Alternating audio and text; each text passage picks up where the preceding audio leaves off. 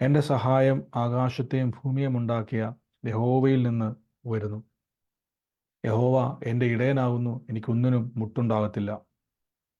എൻ്റെ രോഗത്തെയും എൻ്റെ ദാരിദ്ര്യത്തെയും കർത്താവ് ക്രൂശിൽ വഹിച്ചതിനാൽ ഞാൻ സൗഖ്യത്തിലും സമ്പന്നതയിലുമാണ്. എന്നെ ശക്തനാക്കുന്ന യേശുക്രിസ്തു മുഖാന്തരം ഞാൻ സകലത്തിലും മതിയായവനാകുന്നു. പാമ്പുകളെയും തേളുകളെയും ശത്രുവിൻ്റെ സകല ബലത്തെയും ചവിട്ടുവാൻ കർത്താവ് എനിക്ക് അധികാരം തന്നിരിക്കുന്നു. ഒന്നും ഒരിക്കലും ഒരു ദോഷവും എനിക്ക് വരുത്തതില്ല. ഭൂലോകത്തിൻ്റെ അറ്റത്തോളം പോയി സകല സൃഷ്ടിയോടും സുവിശേഷം പ്രസംഗിപ്പാനും രോഗികളെ എന്ന് സൗഖ്യമാക്കുവാനും ഭൂതങ്ങളെ പുറത്താക്കുവാനും അത്ഭുതങ്ങളും അടയാളങ്ങളും എന്നിലൂടെ വരുവാൻ കർത്താവ് എന്നെ അഭിഷേകം ചെയ്തിരിക്കുന്നു. എന്നോട് ഏറ്റു പറഞ്ഞവരെല്ലാവരും ആമേൻ പറഞ്ഞാട്ടെ. ആമേൻ ആമേൻ ആമേൻ ആമേൻ ആമേൻ ആമേൻ. ആമേൻ ആമേൻ ആമേൻ. ആമേൻ. നമുക്ക് ഒരുമിച്ച് പ്രാർത്ഥനയോടെ തന്നെ കർത്താവിൻ്റെ തിരുസന്നിധിയിൽ പോകാം. കർത്താവിൻ്റെ വചനത്തെ നമുക്ക് ഏറ്റുപറഞ്ഞ് പ്രാർത്ഥിക്കാം. നമുക്ക് ഒരുമിച്ച് വചനം കേട്ട് കർത്താവിൻ്റെ തിരുസന്നിധിയിൽ ബലപ്പെടാം. ഇനി എത്ര പേര് വചനമാകുന്ന മരുന്നിനെ ഭക്ഷിച്ചു? അവർ മാത്രം ഒരു ആമേൻ പറഞ്ഞേ. എനിക്കൊന്ന് ആരും ഓർത്തില്ല. എനിക്കൊന്ന് ആരും ആമേൻ. ഭക്ഷിച്ചവരാണ് ഞാൻ വിശ്വസിക്കുന്നു. ആമേൻ ആമേൻ പറഞ്ഞവർ ഭക്ഷിച്ചവരാണോ? ആമേൻ അതെ. ആമേൻ. അങ്ങനെ എനിക്ക് തോന്നുന്നു നിങ്ങൾ മറന്നുപോയെന്ന് തോന്നുന്നു. മറന്നു പോയെങ്കിൽ നമുക്ക് ആ അനുഗ്രഹത്തെ കാണുവാൻ കഴിയത്തില്ല. പക്ഷെ മറക്കാതെ അത് ചെയ്താൽ തീർച്ചയായിട്ടും നിങ്ങളുടെ നന്മ നിങ്ങളുടെ ജീവിതത്തിൽ വരുവാൻ ഇടയായിത്തീരും. നമുക്ക് ഒരുമിച്ച് ഇന്ന് കർത്താവിൻ്റെ സന്നിധിയിൽ പ്രാർത്ഥനയോടെ തന്നെ പോകാം. ഇന്നലത്തെ വചനം ആരെങ്കിലും ഓർക്കുന്നുണ്ടോ? നമ്മൾ ഇന്നലെ എന്താണ് സംസാരിച്ചെന്ന് ഓർക്കുന്നുണ്ടോ? പ്രധാനപ്പെട്ടൊരു കാര്യമായിരുന്നു. അനുഗ്രഹത്തിന്റെ വാതിൽ നമ്മൾ കോപിച്ചാൽ എന്ത് ചെയ്യുന്നു? നമ്മുടെ സൂര്യൻ അസ്തമിക്കുന്നതിന് മുന്നേ അത് പരസ്പരം നമ്മുടെ ക്ഷമ ചോദിക്കും. നമ്മുടെ തെറ്റുകൾ, നമ്മുടെ കോപിച്ചാൽ പാപം ചെയ്യരുത്. കോപം വന്നാൽ അതിൻ്റെ അർത്ഥം നിങ്ങൾ എവിടെയെങ്കിലും ഏറ്റു പറയണം. കോപം വന്നാൽ എന്നാ കുഴപ്പമെന്ന് വെച്ചാൽ ആ ഗ്യാപ്പിൽ നിങ്ങളുടെ ജീവിതത്തിലേക്ക് പിശാചു കയറുവാൻ ശ്രമിക്കരുത്. ആ വാതിലിനെ നമ്മൾ അടയ്ക്കണം. നമ്മളാണ് അടയ്ക്കേണ്ടത്, നമ്മളാണ് തുറന്നും കൊടുക്കുന്നത്. ഓർത്തോണം, നമ്മൾ തുറക്കാതെ ഒരിക്കലും അവന് നിങ്ങളുടെ ജീവിതത്തിൽ കയറാൻ പറ്റത്തില്ല. നമ്മൾ അടച്ചാൽ അവന് ജന്മത്തിൽ പ്രവേശിക്കുവാനും കഴിയത്തില്ല. ആമേൻ. അപ്പോൾ ഈ ദിവസങ്ങളിൽ നിങ്ങൾ അടയ്ക്കുന്നവരുമാണ്, മറക്കരുത്, തുറക്കുന്നവരുമാണ്. നിങ്ങൾ തുറക്കുകയരുത്, അടയ്ക്കുക മാത്രം ചെയ്യുന്നവരായി തീരണം. നമുക്കിന്ന് പ്രാർത്ഥനയോടെ തന്നെ കർത്താവിൻ്റെ തിരുസന്നിധിയിൽ മുന്നോട്ട് പോകാം. പരിശുദ്ധാത്മാവ് ഇന്ന് സഹായിക്കുമാറാകട്ടെ. എനിക്കറിയത്തില്ല, പ്രാർത്ഥനയുടെ തുടക്കത്തിൽ തന്നെ എൻ്റെ ഉള്ളിൽ കർത്താവ് ഇങ്ങനെ പറയും, ചന്ദ്രൻ എന്ന് പറഞ്ഞ ആളുമായിട്ട് ബന്ധമുള്ള ആരെങ്കിലും നമ്മുടെ സൂം പ്രയറിലുണ്ടോ? ചന്ദ്രൻ എന്ന് പറഞ്ഞ ആളുമായിട്ട്. ചന്ദ്രൻ എന്ന് പറഞ്ഞു ഉണ്ട് ബ്രദറെ. ഷിജു ഒരു മിനിറ്റ്. ഷിജുബദറിന്റെ ആരായിരുന്നു? അച്ഛനല്ലേ? ഓക്കെ, ഞാനൊരു വാക്കൊന്ന് പ്രകടിപ്പിച്ചോട്ടെ. യേശുവിന്റെ നാമത്തിൽ. ഒരു അധികം വലിപ്പമില്ലാത്തൊരു മെലിഞ്ഞ ഒരു മനുഷ്യനാണോ?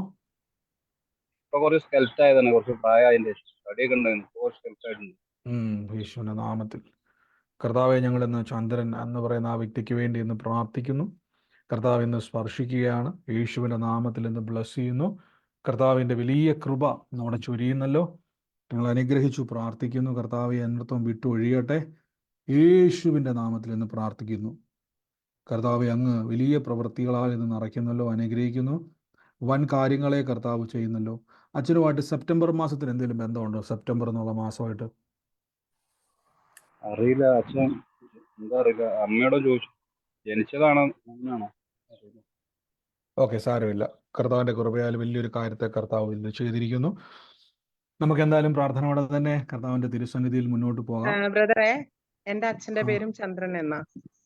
തീർച്ചയായിട്ടും. ഇത് വലിപ്പമുള്ള ആളാണോ? മെലിഞ്ഞ ഒരാളാണോ? അല്ല, നല്ലതായിട്ട് മെലിഞ്ഞ് വെളുത്തിട്ടൊരാൾ. ഞാൻ വീണ്ടും പ്രാർത്ഥിക്കാം. കർത്താവേ, ഈ പറഞ്ഞ മാസമായിട്ട് വല്ല ബന്ധമുണ്ടോ ആളാണോ? ഈ പറഞ്ഞ മാസമായിട്ട് അതറിയില്ല, അത് അമ്മയോട് ചോദിക്കേണ്ടി വരും. കുഴപ്പമില്ല. നമുക്ക് കൂടുതൽ മുന്നോട്ട് ഞാൻ വീണ്ടും ചോദിക്കാം. നമുക്ക് പ്രാർത്ഥിക്കാം. എനിക്ക് വേഗത്തിൽ തുടക്കത്തിൽ വചനം പറയുന്നതിന് മുമ്പ് തന്നെ എൻ്റെ ഉള്ളിലേക്ക് ഇങ്ങനെ വന്നതുകൊണ്ടാണ് ഞാൻ പറഞ്ഞത്. ഇനിയും കൂടുതൽ കാര്യങ്ങൾ കർത്താവ് വെളിപ്പെടുത്തും. പ്രാർത്ഥിച്ചുകൊണ്ട് തന്നെ ഇരുന്നോണം. കർത്താവ് നമ്മളെ സഹായിക്കും. വലിയ കാര്യങ്ങളെ പരിശുദ്ധാത്മ ഒരു സെക്കൻഡ് ഞാൻ പറയാവോ? ഒരു മിനിറ്റ്. ഞാൻ ഒന്ന് രണ്ട് വചനങ്ങൾ മാത്രം പറഞ്ഞിട്ട് വേഗത്തിൽ ഞാൻ തിരിച്ചു വരാം. ഇത് ഞാൻ വിഷയം മറന്നിട്ടില്ല, വീണ്ടും ഞാൻ ചോദിക്കും. ഈ വചനം നമ്മൾ ഉറപ്പായിട്ടും പറയണം. കാര്യം നമ്മുടെ സമയത്തിൻ്റെ ഒരു പരിമിതി. എനിക്കറിയാം, ഈ ദിവസങ്ങളിൽ ഒത്തിരി ടൈം നമ്മൾ മുന്നോട്ട് പോകുന്നുണ്ട്. എനിക്ക് എത്ര സമയം പോയാലും കുഴപ്പമില്ല, എത്ര മണിക്കൂർ എനിക്ക് കുഴപ്പമില്ല. പക്ഷെ പല ആളുകളും ജോലി സ്ഥലങ്ങളിൽ ഇരുന്നു കൊണ്ട് ഈ വചനം കേൾക്കുന്നവരുണ്ട്, യാത്ര ചെയ്യുന്നവരുണ്ട്. എനിക്കറിയാം, നമ്മുടെ ഇന്ത്യൻ സമയം വെച്ച് നോക്കിയാൽ 10:30 കഴിഞ്ഞ് ചില സമയങ്ങളിൽ 11 മണിയൊക്കെ കയറി പോകാറുണ്ട്. പിറ്റേ ദിവസം നിങ്ങൾക്ക് ജോലിക്ക് പോകേണ്ടവരുണ്ട്.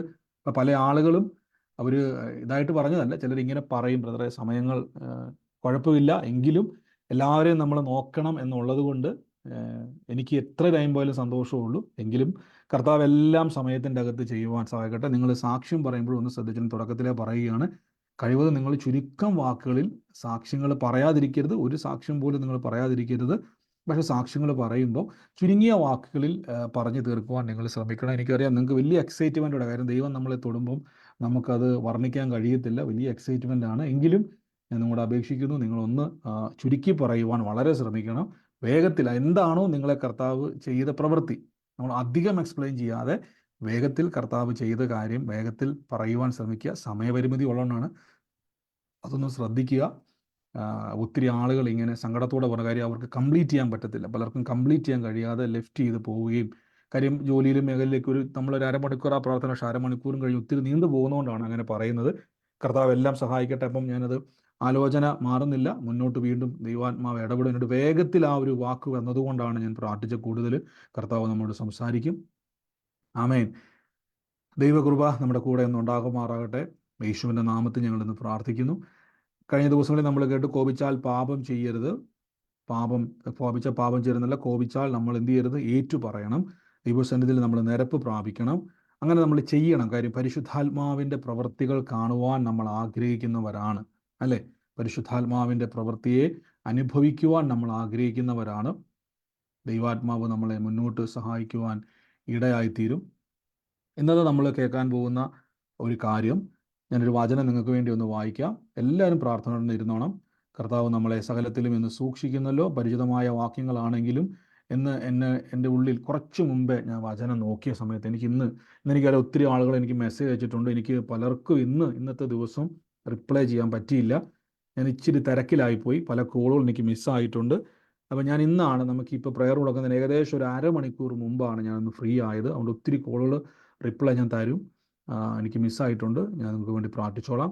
അപ്പോൾ വേഗത്തിൽ ഞാൻ വന്ന സമയത്ത് ഇന്ന് എന്ത് സംസാരിക്കുമെന്ന് എൻ്റെ ഉള്ളത്തിൽ വന്നപ്പോൾ കർത്താവ് എൻ്റെ ഉള്ളിൽ ഈ ഒരു വാക്യം ഞാൻ വായിക്കുന്ന സമയത്ത് എൻ്റെ ഉള്ളിൽ പതിഞ്ഞു. അവിടെ ഇങ്ങനെ കൊടുത്തിരിക്കുന്നത്, യേശുവിൽ നാം അവകാശം പ്രാപിച്ചു, തൻ്റെ ഹിതത്തിൻ്റെ ആലോചന പോലെ സകലതും പ്രവർത്തിക്കുന്നവൻ്റെ നിർണയപ്രകാരം മുൻ നിയമിക്കപ്പെട്ടിരിക്കുന്നു. അപ്പോൾ വചനം പറയുകയാണ്, മുൻ നിയമിക്കപ്പെട്ടിരിക്കുന്നു.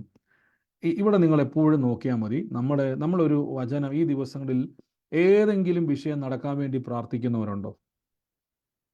ഏതെങ്കിലും വിഷയങ്ങൾ നടക്കാൻ വേണ്ടി പ്രാർത്ഥിക്കുന്നവരുണ്ടോ? ഉണ്ട്.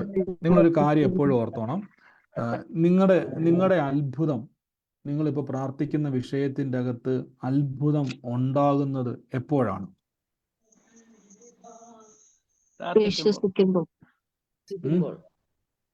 ആ വിഷയം നടക്കുമ്പോൾ. ഓക്കെ, നമ്മൾ പല അഭിപ്രായങ്ങൾ പറഞ്ഞു.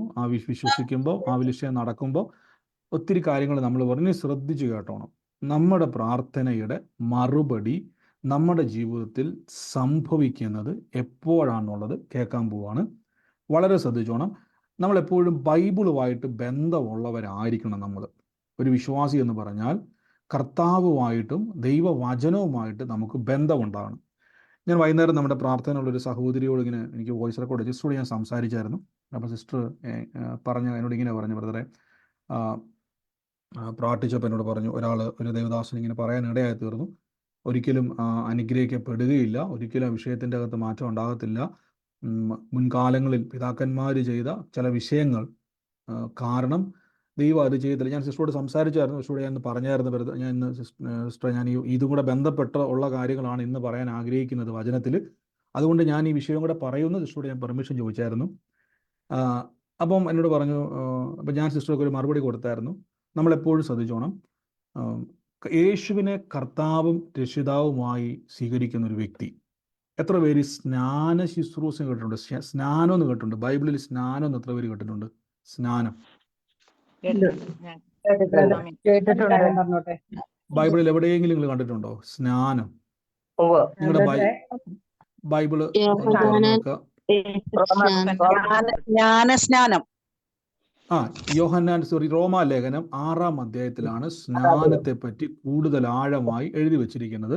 ഞാൻ ഒന്ന് രണ്ട് കാര്യങ്ങളൊന്ന് വായിക്കാം, എന്നതിന് ശേഷം ഞാൻ നിങ്ങൾ പറയാം. നിങ്ങളുടെ ശ്രദ്ധിച്ചോണം. റോമാലേഖനം 6-ാം അധ്യായത്തിൽ പറയുകയാണ്, ആകയാൽ കൃപ വരുകേണ്ടതിന് പാപം ചെയ്യണമെന്ന് ഒരു നാളുമല്ല, പാപസംബന്ധമായി മരിച്ചവരായ നാം അതിൽ ജീവിക്കുന്നത് എങ്ങനെ.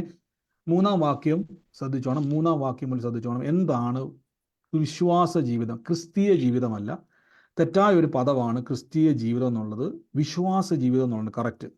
കാര്യം ക്രിസ്തീയ ജീവിതം എന്ന് പറഞ്ഞു കഴിഞ്ഞാൽ നമ്മുടെ മനസ്സിൽ തെറ്റിദ്ധാരണ വരും, ഇത് ക്രിസ്തു മതത്തിൻ്റെ നിയമമാണ്. അല്ല, വിശ്വാസ ജീവിതം എന്ന് പറഞ്ഞാൽ യേശു ക്രിസ്തുവിലുള്ള ജീവിതമാണ് വിശ്വാസ ജീവിതം. ഇവിടെ വാക്യം ഒന്ന് ആർക്കെങ്കിലും ഉറക്കെ വായിക്കാൻ പറ്റും? സ്ക്രീനിൽ കാണാൻ പറ്റുമെന്ന് ഞാൻ വിശ്വസിക്കുന്നു. അറിയാവുന്ന ആർക്കെങ്കിലും ഒന്ന് വായിക്കാൻ പറ്റുന്നവരൊന്ന് ഉറക്കെ വായിച്ചേ. അല്ല, ആകയാൽ എന്നോട് ചേർന്ന് സ്നാനമേറ്റവരായ നാം എല്ലാവരും അവന്റെ മരണത്തിൽ പങ്കാളികളാകുവാൻ സ്നാനമേറ്റിരിക്കുന്നു എന്ന് നിങ്ങൾ അറിയുന്നില്ലയോ? 4-ാമത്തെ വാക്യം കൂടെ സിസ്റ്ററെ. നാം അവന്റെ മരണത്തിൽ പങ്കാളികളായി തീർന്ന സ്നാനത്താൽ അവനോട് കൂടെ കുരിശിടപ്പെട്ടു. ക്രിസ്തു മരിച്ചിട്ട് പിതാവിന്റെ മഹിമയാൽ ജീവിച്ചെഴുന്നേറ്റതുപോലെ നാമും ജീവന്റെ പുതുക്കത്തിൽ നടക്കേണ്ടതിന് തന്നെ. ആമേൻ. ഇവിടെ ശ്രദ്ധിച്ചോണം. നിങ്ങൾ ഈ വചനം വായിക്കുമ്പോൾ ശ്രദ്ധിച്ചോണം. സ്നാനം ബൈബിളിൽ നിങ്ങൾക്ക് പലവട്ടം കാണാൻ പറ്റും. സ്നാനം, യേശുവിനോട് കൂടെ ചേരുവാൻ സ്നാനമേറ്റ. ഞാൻ 2005 സ്നാനമേക്കുന്ന സമയത്ത് ഞങ്ങളുടെ നാട്ടിലെ ആറ്റിൽ ഞാൻ സ്നാനമേക്കുമ്പോൾ, മുങ്ങി സ്നാനമേക്കുമ്പോൾ എനിക്ക് സ്നാനത്തെ പറ്റി അറിയത്തില്ലായിരുന്നു. 2012 എന്താണ് യഥാർത്ഥ സ്നാനമെന്നും മനസ്സിലാകുന്നത്. സ്നാനം എന്ന് പറഞ്ഞാൽ ഒരു വ്യക്തി യേശുവിലേക്ക് വരുമ്പോൾ, നമ്മൾ സ്നാനപ്പെടുമ്പോൾ, ബൈബിള് പറയുന്നു 4-ാം വാക്യം സിസ്റ്റർ, ഈ കുഴിച്ചിടപ്പെട്ടു എന്ന് പറയുന്ന അവിടം വരെ മാത്രം ഒന്ന് വായിക്കാവോ? 4-ാമത്തെ വാക്യത്തിൽ ഞാനിപ്പോൾ ഒന്ന് പ്രൊജക്റ്റ് ചെയ്യാം. റോമാലേഖനം 4-ാമത്. അവന്റെ മരണത്തിൽ പങ്കാളികളായി തീർന്ന സ്നാനത്താൽ അവനോട് കൂടെ കുരിശിടപ്പെട്ടു. ശ്രദ്ധിച്ച്. അപ്പൊ സ്നാനം എന്ന് പറഞ്ഞാൽ അതിന്റെ അർത്ഥം എന്തുവാ? നിങ്ങളുടെ മരണ ശുശ്രൂഷയാണ് സ്നാനം. ഇപ്പൊ ഞാൻ ഇന്ന് മരിച്ചു പോയാൽ കേട്ടോണം, ഞാൻ ഇന്ന് രാവിലെ 10 മണിയായപ്പം മരിച്ചു പോയെന്നിരിക്കട്ടെ, പേടിക്കൊന്നും വേണ്ട, മരിക്കത്തൊന്നുമില്ല. കാര്യം കർത്താവിന് വലിയ പദ്ധതിയുണ്ട്. ചിലർക്ക് മരണം എന്നൊക്കെ പറയും, പേടിയാ. ഞാൻ ഇന്ന് മരിച്ചു പോയാൽ നാളെ രാവിലെ 10 മണി കഴിയുമ്പം എന്നെ കൊണ്ടുവന്ന് കുഴിച്ചിട്ടാൽ പിന്നെ നിങ്ങൾക്ക് എന്നെ കാണാൻ പറ്റുമോ? ഇല്ല.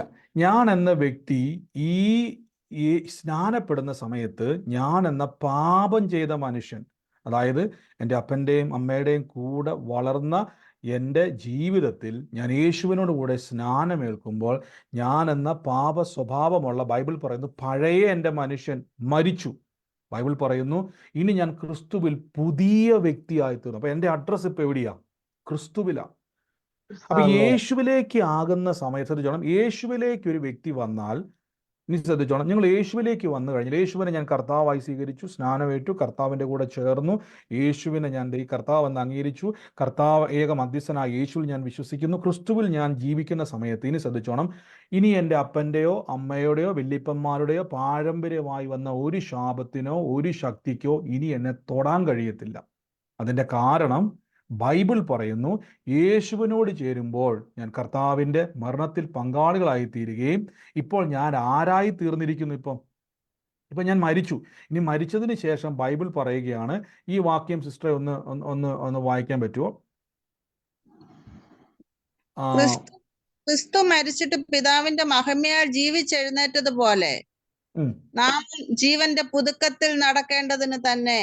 ഈ ജീവന്റെ പുതുക്കം എന്ന് പറഞ്ഞാൽ ശ്രദ്ധിച്ചോണം, ജീവന്റെ പുതുക്കം എന്ന് പറഞ്ഞാൽ യേശുവിനോട് കൂടെ ചേർന്ന് സ്നാനപ്പെട്ട് കഴിഞ്ഞാൽ പുതിയ സൃഷ്ടിയായി തീർന്നു. പിന്നെ ഞാൻ ദൈവത്തിന്റെ ദാസനാണോ പുത്രനാണോ? അപ്പൊ എന്റെ പിതാവാരാ?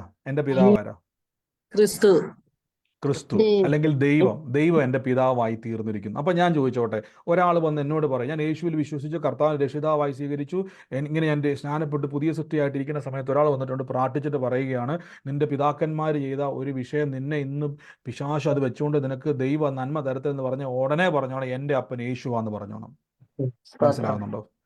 എൻ്റെ പിതാവാണ്. നിങ്ങൾ പഴയ നിയമം മുഴുവൻ അരിച്ചു പെറുക്കി തപ്പിക്കഴിഞ്ഞാൽ ഒരാൾ പോലും ദൈവത്തെ പിതാവെന്ന് വിളിച്ചിട്ടില്ല. അറിയാവോ? ഒരാൾ പോലും. ബൈബിളിൽ ഒരു സ്ഥലത്ത് പോലും ദൈവം പറയുന്നില്ല നീ എന്നെ പിതാവേ എന്ന് വിളിക്കാൻ ഒരാളോട് പോലും, അബ്രഹാമിനോട് പോലും ദൈവം പറയുന്നില്ല.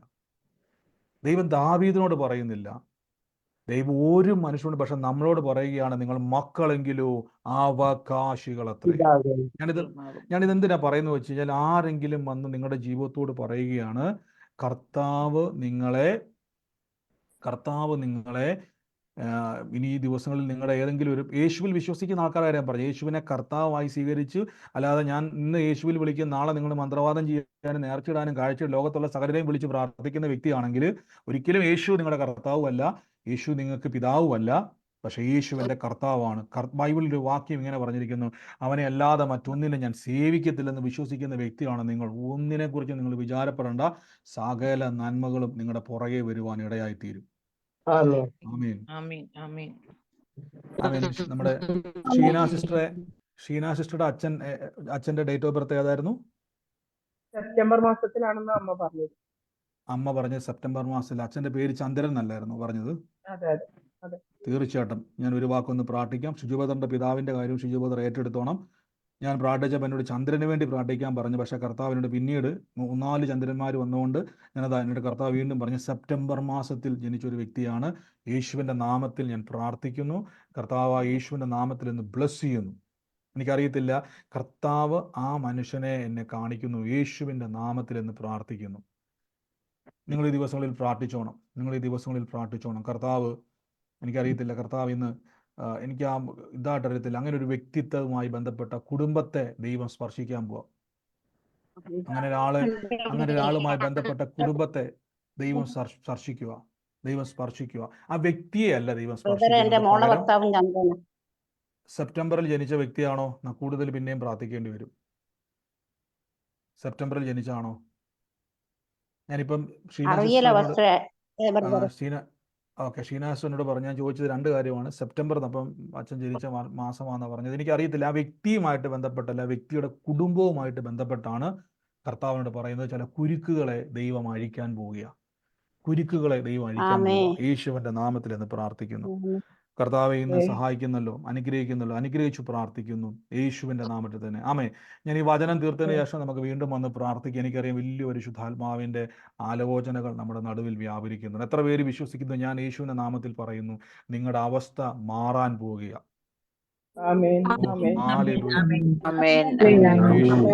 യേശുവിന്റെ നാമത്തിൽ എല്ലാവരും പ്രാർത്ഥിച്ച് പരിശുദ്ധാത്മാവ് നമ്മളെ ഇന്ന് സ്പർശിച്ചുകൊണ്ടിരിക്കുക. ഒക്ടോബർ 14 എന്നുള്ള ഡേറ്റുമായിട്ട് ബന്ധപ്പെട്ട ആരെങ്കിലും ഉണ്ട്? ഒക്ടോബർ 14 ജനന തീയതിയുമായിട്ട് ബന്ധപ്പെട്ട ആരെങ്കിലും ഉണ്ടെങ്കിൽ ഏറ്റെടുത്തോണം. വലിയൊരു ദൈവത്തിന്റെ വഴിത്തിരിവ് നിങ്ങളുടെ ലൈഫിലാണ്. ഒക്ടോബർ, യേശുവിന്റെ നാമത്തിൽ. ആമേൻ. ഏറ്റെടുത്തോണം. ഇതിനുശേഷം ഞാൻ വീണ്ടും ചോദിക്കും. അപ്പോൾ ഇവിടെ പറയുകയാണ്, ഇനി നിങ്ങൾ ശ്രദ്ധിച്ചോണം, വളരെ ശ്രദ്ധിച്ചിരുന്നോണം. അപ്പോൾ ഒരു വ്യക്തി യേശുവിലായ, ഞാൻ തുടക്കത്തിൽ ഒരു ചോദ്യം ചോദിച്ചായിരുന്നു, നിങ്ങൾ ഇന്ന് പ്രാർത്ഥിക്കുന്ന വിഷയത്തിന്റെ അത്ഭുതം എന്നാണ് ഉണ്ടാകുന്നത്?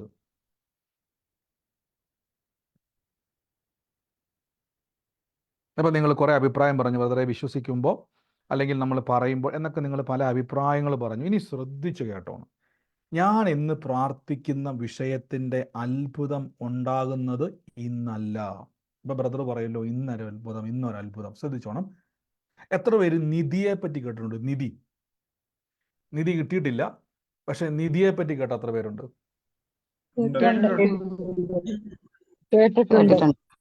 കേട്ടിട്ടുണ്ട്. നമുക്ക് ആർക്കും നിധി കിട്ടിയില്ല, പക്ഷെ ഇന്ന് കിട്ടിയാൽ കൊള്ളാമെന്ന് ആഗ്രഹിക്കുന്നവർ നമ്മളെല്ലാവരും, അല്ലേ? നിധി കിട്ടിയാൽ കൊള്ളാമെന്ന് ആഗ്രഹിക്കുന്നവരാ നമ്മളെല്ലാവരും. പണ്ട് ഞാനൊരു സ്ഥലത്ത് പ്രയറിന് പോയ സമയത്ത് അവിടെ ഒരു അച്ഛനും മോനും നിധിക്ക് വേണ്ടി തൻ്റെ വീട് മൊത്തം കുഴിച്ച ആൾക്കാരെ എനിക്കറിയാം. വീടും പറമ്പും എല്ലാം കുഴിച്ചു, ഒന്നും കിട്ടിയില്ല. JCB കൊണ്ട് മാന്തി മറിച്ചു ഒക്കെ. ആരോ വന്ന് പറഞ്ഞു വലിയ നിധി ഉണ്ടെന്ന് പറഞ്ഞ് മൊത്തം മറിച്ചിളക്കി, അത് മൊത്തം അന്വേഷിച്ചു, പക്ഷെ മറിച്ചതല്ലാതെ ഇളക്കിയതല്ലാതെ ഒന്നും കിട്ടിയില്ല. പക്ഷേ നിധി കിട്ടില്ല. അപ്പം നിധി എന്ന് പറഞ്ഞാൽ നമ്മൾ ചാടി വീഴും. ഇനി ശ്രദ്ധിച്ചോണം, നമ്മുടെ ജീവിതത്തിൻ്റെ അകത്ത് ഈ വചനം ശ്രദ്ധിച്ച് നിങ്ങൾ വായിച്ചോണം. ഇവിടെ പറയുകയാണ്, യേശുവിൽ ആശ വെച്ചവരായ നമ്മൾ, എഫേസ്യ ലേഖനം 1-ാം അധ്യായത്തിൽ പറഞ്ഞ്, അവനിൽ നാം അവകാശം പ്രാപിച്ചു. ശ്രദ്ധിച്ച്, എന്താ എഴുതിയേക്കുന്നത്? പ്രാപിക്കും എന്നാണോ പ്രാപിച്ചു എന്നാണോ? ഈ മലയാളത്തിൽ ലഭിച്ചു എന്നതിന്റെ അർത്ഥം എന്തുവാ? ലഭിച്ചു എന്നതിന്റെ അർത്ഥം എന്തുവാ? ഈ പ്രാപിച്ചു എന്ന് പറഞ്ഞ വാക്ക് തന്നെയാണ് ലഭിച്ചു എന്ന് പറഞ്ഞ അർത്ഥം. മലയാളത്തിൽ ലഭിക്കും എന്ന് പറഞ്ഞാലോ? ലഭിക്കും എന്ന് പറഞ്ഞാലോ? കിട്ടും. ഭാവി. ബൈബിള് നിങ്ങൾ നോക്കിയാൽ മതി. ബൈബിളിൽ മിക്ക ഇടങ്ങളിലും കാണാൻ പറ്റുന്ന ഒരു വാക്യം ഏതാണ്? ലഭിച്ചു, പ്രാപിച്ചു, അതെ ഇങ്ങനെയുള്ള വാക്യം. സിസ്റ്ററെ പൊന്നമ്മ സത്യ, ഒന്ന് സിസ്റ്ററെ മ്യൂട്ട് ചെയ്തേ, മൈക്ക് മ്യൂട്ട് ചെയ്തേ. അപ്പോൾ നിങ്ങളിവിടെ കാണാൻ പറ്റും, ക്രിസ്തുവിൽ ആശ വെച്ചവരായ നാം, ഇവിടെ പറയുകയാണ് അവനിൽ നിങ്ങൾ അവകാശം പ്രാപിച്ചു. ഇവിടെ നിങ്ങൾ ശ്രദ്ധിച്ചു നോക്കിക്കോണം. ബൈബിളിൽ ഒരു സ്ഥലത്ത് പ്രാപിച്ചു എന്ന് പറഞ്ഞാൽ പ്രാപിച്ചു എന്നാണ്, ലഭിച്ചു എന്ന് പറഞ്ഞാൽ ലഭിച്ചു എന്നർത്ഥം. ശ്രദ്ധിച്ചോണം. ഇവിടെ പ്രാപിച്ചു എന്ന് പറഞ്ഞാൽ അത് കിട്ടിയെന്നല്ലേ അതിൻ്റെ അർത്ഥം?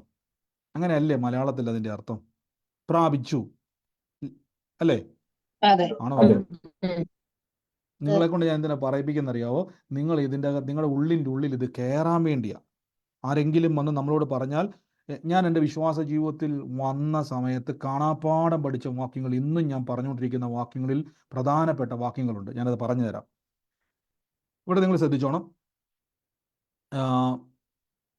ദൈവത്തിൻ്റെ വചനം നമ്മൾ വായിക്കുന്ന സമയത്ത്, ദൈവത്തിൻ്റെ വചനം വായിക്കുന്ന സമയത്തൊക്കെ നിങ്ങൾ ശ്രദ്ധിച്ചോണം. അവിടെ നിങ്ങൾ പ്രാപിച്ചു എന്നും ലഭിച്ചു എന്നൊരു വാക്ക് കണ്ടാൽ അതിൻ്റെ അർത്ഥം നിങ്ങൾക്കത് കിട്ടിക്കഴിഞ്ഞു എന്നാണ്.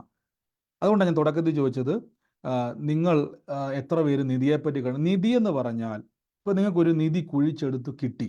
ഞാൻ ചോദിച്ചോട്ടെ, ആ നിധി ഇന്ന് കിട്ടിയതാണോ അല്ലെങ്കിൽ ഇന്ന് അവിടെ ഉണ്ടായതാണോ നേരത്തെ ഉണ്ടായതാണോ നിധി എന്ന് പറയുന്നത്? അത് തന്നെ ശ്രദ്ധിച്ചോണം. നിധി എന്ന് പറഞ്ഞാൽ, ഇപ്പം നിങ്ങളിപ്പോൾ ഒരു വീട് പണിതു, പുതിയൊരു വീട് പണിതു എന്ന് പറഞ്ഞാൽ അവിടെ ഇല്ലാത്തൊരു വീട് പണിതെടുത്തു.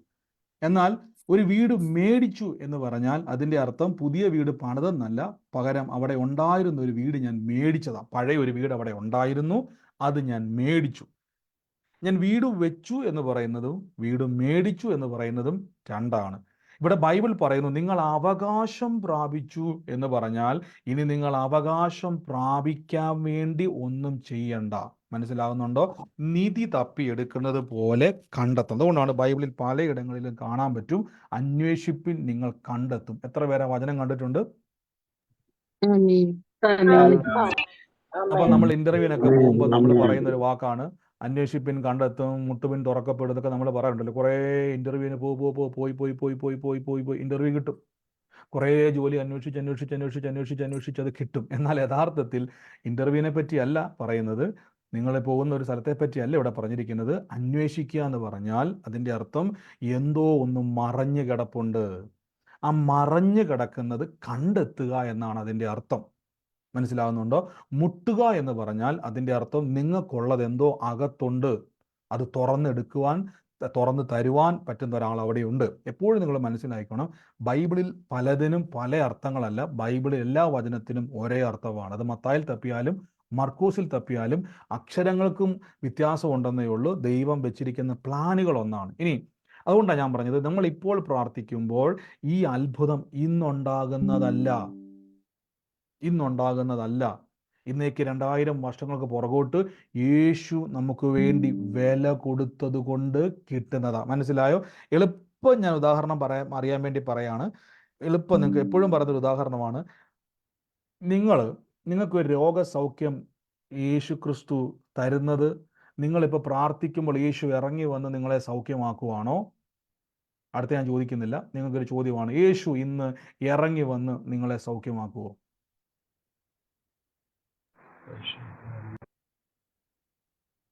യേശു നിങ്ങളെ ഇന്ന് ഇറങ്ങി വന്ന് സൗഖ്യമാക്കുവോ? ഈ ഉത്തരം നിങ്ങൾ പറയാതെ നിങ്ങൾ അടുത്ത ഒരു സ്റ്റെപ്പിലോട്ട് പോയിട്ട് കാര്യമില്ല. യേശു നിങ്ങളെ ഇന്ന് വന്ന് സൗഖ്യമാക്കുവോ ഇല്ലയോ? ഈ 2024 മെയ് മാസം യേശു ഇറങ്ങി വന്ന് നിങ്ങളെ സൗഖ്യമാക്കുമോ? എന്തുകൊണ്ട് സൗഖ്യമാക്കുന്നില്ല? എന്നുകൂടെ പറയാം. സൗഖ്യമാക്കി കഴിഞ്ഞു. ശ്രദ്ധിച്ചോണം. 2000 വർഷങ്ങൾക്ക് മുൻപേ കുരിശിൽ മരിച്ചപ്പോൾ നമ്മൾക്ക് സൗഖ്യം തന്നു. ആമേ. ഇനി കേട്ടോണം, ഇനി ഞാൻ പറഞ്ഞുതരാം. ഇനി ശ്രദ്ധിച്ചോണം. ഇനിയാണ് നമ്മൾ പ്രാർത്ഥിക്കുമ്പം നമ്മൾ ചില കാര്യങ്ങൾ മനസ്സിലാക്കി പ്രാർത്ഥിച്ചാൽ നിങ്ങളുടെ പ്രാർത്ഥനയുടെ മറുപടികൾ വേഗത്തിൽ ലഭിക്കാൻ പോവുക. ശ്രദ്ധിച്ചോണം. യേശുവിലുള്ള സൗഖ്യം നമുക്ക് ലഭിക്കണമെങ്കിൽ ഒറ്റ ഡിമാൻഡേ ബൈബിൾ പറയുന്നുള്ളൂ, യേശു മുറിവേൽക്കണം. യെശയ്യാവിൽ 53 പറയുന്നു, കർത്താവിൻ്റെ തിരുമുറിവിനാൽ നമുക്ക് എന്ത് വന്നിരിക്കുന്നു? സൗഖ്യം ഇരിക്കുന്നു. വന്നിരിക്കുന്നു. അപ്പൊ ഞാൻ സൗഖ്യമാകണമെങ്കിൽ ഒറ്റ ഡിമാൻഡേ ഉള്ളൂ, യേശു മുറിവേൽക്കണം. മനസ്സിലായോ? യേശു എല്ലാ ദിവസവും എൻ്റെ രോഗത്തിന് വേണ്ടി മുറിവേൽക്കുന്നില്ല. പകരം എല്ലാ രോഗത്തിനു വേണ്ടിയും യേശു ഇന്നലെ, അതായത് 2024 വർഷങ്ങൾക്ക് മുമ്പ് പുറകോട്ട് കാൽവരി ക്രൂശിൽ കർത്താവ് എന്ത് ചെയ്തു? തറയ്ക്കപ്പെട്ടു. എൻ്റെ ശരീരത്തിൻ്റെ സൗഖ്യങ്ങൾ ലഭിക്കുവാൻ വേണ്ടി യേശു മുറിവേറ്റു. അപ്പൊ ഈ 2024 യേശു എൻ്റെ വീട്ടിൽ ഇറങ്ങി വന്ന് നിന്റെ രോഗം മാറട്ടെ എന്ന് യേശു പറയുന്നില്ല. പകരം യേശുവിൻ്റെ മുറിവ് 2024 വർഷങ്ങൾക്ക് പുറകോട്ട് ഇങ്ങോട്ട് സഞ്ചരിച്ച് എൻ്റെ മേലേക്ക് വരികയാണ്. മനസ്സിലാകുന്നുണ്ടോ? നിങ്ങൾക്ക് വേണ്ടി മറച്ചു വെച്ചിരിക്കുന്ന ഒരു നിധി പോലെ ഈ സൗഖ്യം കിടക്കുന്നു. ആ സമയത്താണ് നിങ്ങൾ ഏതോ ഒരു ബൈബിൾ ക്ലാസ്സിൽ കയറിയപ്പോൾ അവിടെ ഇരുന്ന് ബ്രദറെ വിളിച്ചു പറയുകയാണ്, യേശു നിന്റെ രോഗത്തെ വഹിച്ചു. നിങ്ങൾ ചിന്തിക്കും, എൻ്റെ കർത്താവേ, യേശു മരിച്ചത് ഇന്നേക്ക് 2024 വർഷം പുറകോട്ടല്ലേ? ഇന്നലെ ആണല്ലോ മെഡിക്കൽ റിപ്പോർട്ട് വന്നിട്ട് പറഞ്ഞത് എനിക്ക് രോഗമാണ്. അപ്പൊ ഇതിലേതാ ശരി? മെഡിക്കൽ റിപ്പോർട്ട് പറയുന്നു 2024 ഇന്ന ദിവസം ഇന്ന മാസം ഇന്ന ഡേറ്റിൽ ദേ രോഗത്തിന്റെ റിപ്പോർട്ട്. എൻ്റെ പേപ്പർ റിപ്പോർട്ട് ബ്രദറെ, ദേ ഈ പേപ്പർ എഴുതിയേക്കുന്നത് ഈ മാസമാണ് ഞാൻ പരിശോധിച്ചത്, ഈ മാസമാണ് ഡോക്ടർ പറഞ്ഞത് നിങ്ങൾ രോഗിയാണ്. പക്ഷെ ബൈബിൾ പറയുന്നു സാക്ഷാൽ അവൻ്റെ രോഗത്തെ വഹിച്ചു എന്ന്. എനിക്ക് മെഡിക്കൽ റിപ്പോർട്ട് കിട്ടിയപ്പം ഞാൻ അറിഞ്ഞു ഞാൻ രോഗിയാന്ന്. അതിനു മുമ്പ് എനിക്ക് രോഗമില്ലായിരുന്നു, ഞാൻ ടെസ്റ്റ് ചെയ്തായിരുന്നു. പക്ഷെ ഇന്ന് എനിക്ക് മെഡിക്കൽ റിപ്പോർട്ട് കിട്ടിയപ്പോൾ റിപ്പോർട്ട് പറയുന്നു ഞാൻ രോഗിയാണ്. ബൈബിൾ പറയുന്നു ഇന്നേക്ക് 2024 വർഷങ്ങൾക്ക് പുറകോട്ട് യേശു എൻ്റെ ഇന്നത്തെ രോഗത്തെ വഹിച്ചു. എങ്കിൽ ഞാൻ എന്ത് ചെയ്യണം? ഇന്നത്തെ എൻ്റെ രോഗ സൗഖ്യത്തിന് വേണ്ടി യേശു അടിയേറ്റു. എന്നാൽ ഞാൻ എന്ത് ചെയ്യണം? അങ്ങനെയെങ്കിൽ ശ്രദ്ധിച്ചോണം, ഈ രോഗസൗഖ്യം യാത്ര ചെയ്ത് നിങ്ങളിലേക്ക് വരുന്നത് എങ്ങനെയാണെന്ന് വെച്ചാൽ ഒരു നിധി പോലെ ദൈവം കുഴിച്ചിട്ടു. ആമേൻ. നിധി പോലെ കുഴിച്ചിട്ടിട്ട് എന്നോട് പറയുകയാണ്, ആ വചനം ശ്രദ്ധിച്ചോണം. നിങ്ങൾ എഫേസ്യ ലേഖനത്തിൽ ആ വാക്യം ഒന്ന്, ഈ വചനം മാത്രം ഒന്ന് 11-ാം വാക്യം കാണാൻ പറ്റുന്നുണ്ടോ? ഒന്ന് വായിച്ച്. എഫേസ്യർ 1:11 വായിക്കാൻ പറ്റുന്നുണ്ടോ? കാണാൻ പറ്റുന്നുണ്ടോ? അവനിൽ നാം അവകാശവും പ്രഖ്യാപിച്ചു. അവനിൽ നാം അവകാശം പ്രാപിച്ചു. അതിന്റെ അർത്ഥം എന്ന് പറഞ്ഞാൽ പ്രാപിക്കും എന്ന് പറഞ്ഞാൽ ഇച്ചിരി കഷ്ടപ്പാടാണ്. അവകാശം പ്രാപിക്കണം എന്ന് പറഞ്ഞാൽ ഇച്ചിരി ബുദ്ധിമുട്ടാണ്. സമയം നോക്കണം, എൻ്റെ ബ്രദറെ എന്നെ കൊണ്ടത് കഴിയുമോ, എൻ്റെ കുറവുണ്ട്. ആരെങ്കിലും വന്നിട്ട് പറയാ ആ കുറവുണ്ട്, ഈ കുറവുണ്ട്. പക്ഷെ ബൈബിള് പറയുന്നു കിട്ടി. ഇനിയിപ്പോൾ ഞാൻ എന്നാ പറയാനാ? ഒരാൾ വന്നിട്ട് എന്നോട് പറയാം, സഹോദര എനിക്കത് കിട്ടണമെന്ന് ഞാനിപ്പോൾ ആഗ്രഹിക്കും, ഒരു കാറ് മേടിക്കണമെന്ന് ഭയങ്കര ആഗ്രഹം. ഞാൻ ഈ ദിവസങ്ങളിൽ പ്രാർത്ഥിച്ചുകൊണ്ട്, കർത്താവ് എനിക്കൊരു വലിയൊരു വണ്ടി വേണം എന്ന് ഞാൻ ആഗ്രഹിച്ചുകൊണ്ടിരിക്കുക. അപ്പം ഞാൻ ആഗ്രഹിച്ചുകൊണ്ടിരിക്കുമ്പം ഒരാൾ വന്നിട്ട് എന്നോട് പറയുകയാണ്, ഞാൻ പറയാം എനിക്ക് കാറ് കിട്ടിയ കൊള്ളാമെന്ന്. അപ്പോൾ ഒരാൾ പറഞ്ഞു ഭയങ്കര പൈസയാവും, ഒരു 10 ലക്ഷം രൂപയെങ്കിലും ആകുമെന്ന് ഒരാൾ പറയാന്നിരിക്കട്ടെ. ഇങ്ങനെ ഞാൻ പറഞ്ഞുകൊണ്ടിരിക്കുമ്പം ഒരാൾ വന്നിട്ട് എൻ്റെ രാവിലെ മുറ്റത്ത് വന്നിട്ട് എൻ്റെ അയൽവക്കംകാരൻ പറയതേ കാറ് കിട്ടി കേട്ടോ എന്ന് പറഞ്ഞാൽ ഞാൻ ചോദിക്കും, കാശില്ലാതെ എങ്ങനെ കാറ് കിട്ടുന്നത്? ആണോ അല്ലയോ? നിങ്ങൾ പറ, കാശില്ലാതെ കാറ് കിട്ടുമോ? പൈസ ഇല്ലാതെ കാറ് കിട്ടുമോ? ഇല്ല. ആ കാർ എൻ്റെ കാർ പോർച്ചിൽ വരണമെങ്കിൽ ഞാൻ കാശ് കൊടുക്കണം. ഞാൻ കാശ് കൊടുക്കാതെ ഒരു കാറും എൻ്റെ കാർ പോർച്ചിൽ വരത്തില്ല. അങ്ങനെയെങ്കിൽ ഞാൻ അവകാശം പ്രാപിച്ചു എന്ന് പറഞ്ഞാൽ അതിൻ്റെ അർത്ഥം എനിക്കത് കിട്ടാൻ വേണ്ടി ഞാൻ എന്നാ ചെയ്തത്? ഒന്നും ചെയ്തില്ല. പകരം യേശു എനിക്ക് വേണ്ടി ക്രൂശിൽ ചെയ്തു. ഇതെൻ്റെ മേൽ വന്നു. ഇനിയിപ്പോൾ ഞാൻ എന്നാ പറയാനാ? യേശു ക്രൂശിൽ അത് കൊടുത്തത് കൊണ്ട് എനിക്കത് ഫ്രീ ആയി ലഭിച്ചു. മനസ്സിലാകുന്നുണ്ടോ? എനിക്കത് ഫ്രീ ആയി ലഭിച്ചു. നിങ്ങൾ മൈക്കൊന്ന് മ്യൂട്ട് ചെയ്യണേ. എനിക്കത് ഫ്രീ ആയി ലഭിച്ചു. എങ്ങനെയെങ്കിൽ ബ്രദറെ, ഇങ്ങനെയൊക്കെ കേൾക്കുമ്പോൾ ഒക്കെ നല്ല രസമാണ്. പക്ഷെ അത് കാണാൻ ഞാൻ എന്താ ചെയ്യണം? അടുത്ത വാക്യത്തിലേക്ക് അതിന് ഉത്തരങ്ങൾ പറഞ്ഞു വരുന്നുണ്ട്, ശ്രദ്ധിച്ചു വായിച്ചോണം. ഇവിടെ നമ്മൾ ഈ ദൈവവചനത്തിൻ്റെ ചില പ്രത്യേകത നോക്കണം. ദൈവത്തിൻ്റെ ചില സ്വഭാവങ്ങളുണ്ട്. നമ്മൾ നേരത്തെ പറഞ്ഞിട്ടുള്ളത് എന്തൊക്കെയാണ് ദൈവത്തിൻ്റെ സ്വഭാവങ്ങൾ എന്നുള്ളത്. അവനിൽ നാം ആശ പ്രാപിച്ച് തൻ്റെ ഹിതത്തിൻ്റെ ആലോചന പോലെ സകലതും പ്രവർത്തിക്കുന്നവൻ്റെ നിർണയപ്രകാരം നിയമിക്കപ്പെട്ടതും മുൻകൂട്ടി ക്രിസ്തുവിൽ ആശ വെച്ചവരായ ഞങ്ങൾ അവൻ്റെ മഹത്വത്തിൻ്റെ പുകഴ്ചയ്ക്കായി തന്നെ. ഇച്ചിരി കട്ടി വാക്കുകളാണ് ഇവിടെ വചനം പറയുകയാണ്. അവൻ നിങ്ങൾക്ക് രക്ഷയെക്കുറിച്ചുള്ള സുവിശേഷം എന്ന സത്യവചനം നിങ്ങൾ കേൾക്കുകയും അവനിൽ വിശ്വസിച്ചിട്ട്, ശ്രദ്ധിച്ച്, കേൾക്കുകയും അവനിൽ വിശ്വസിച്ചിട്ട്.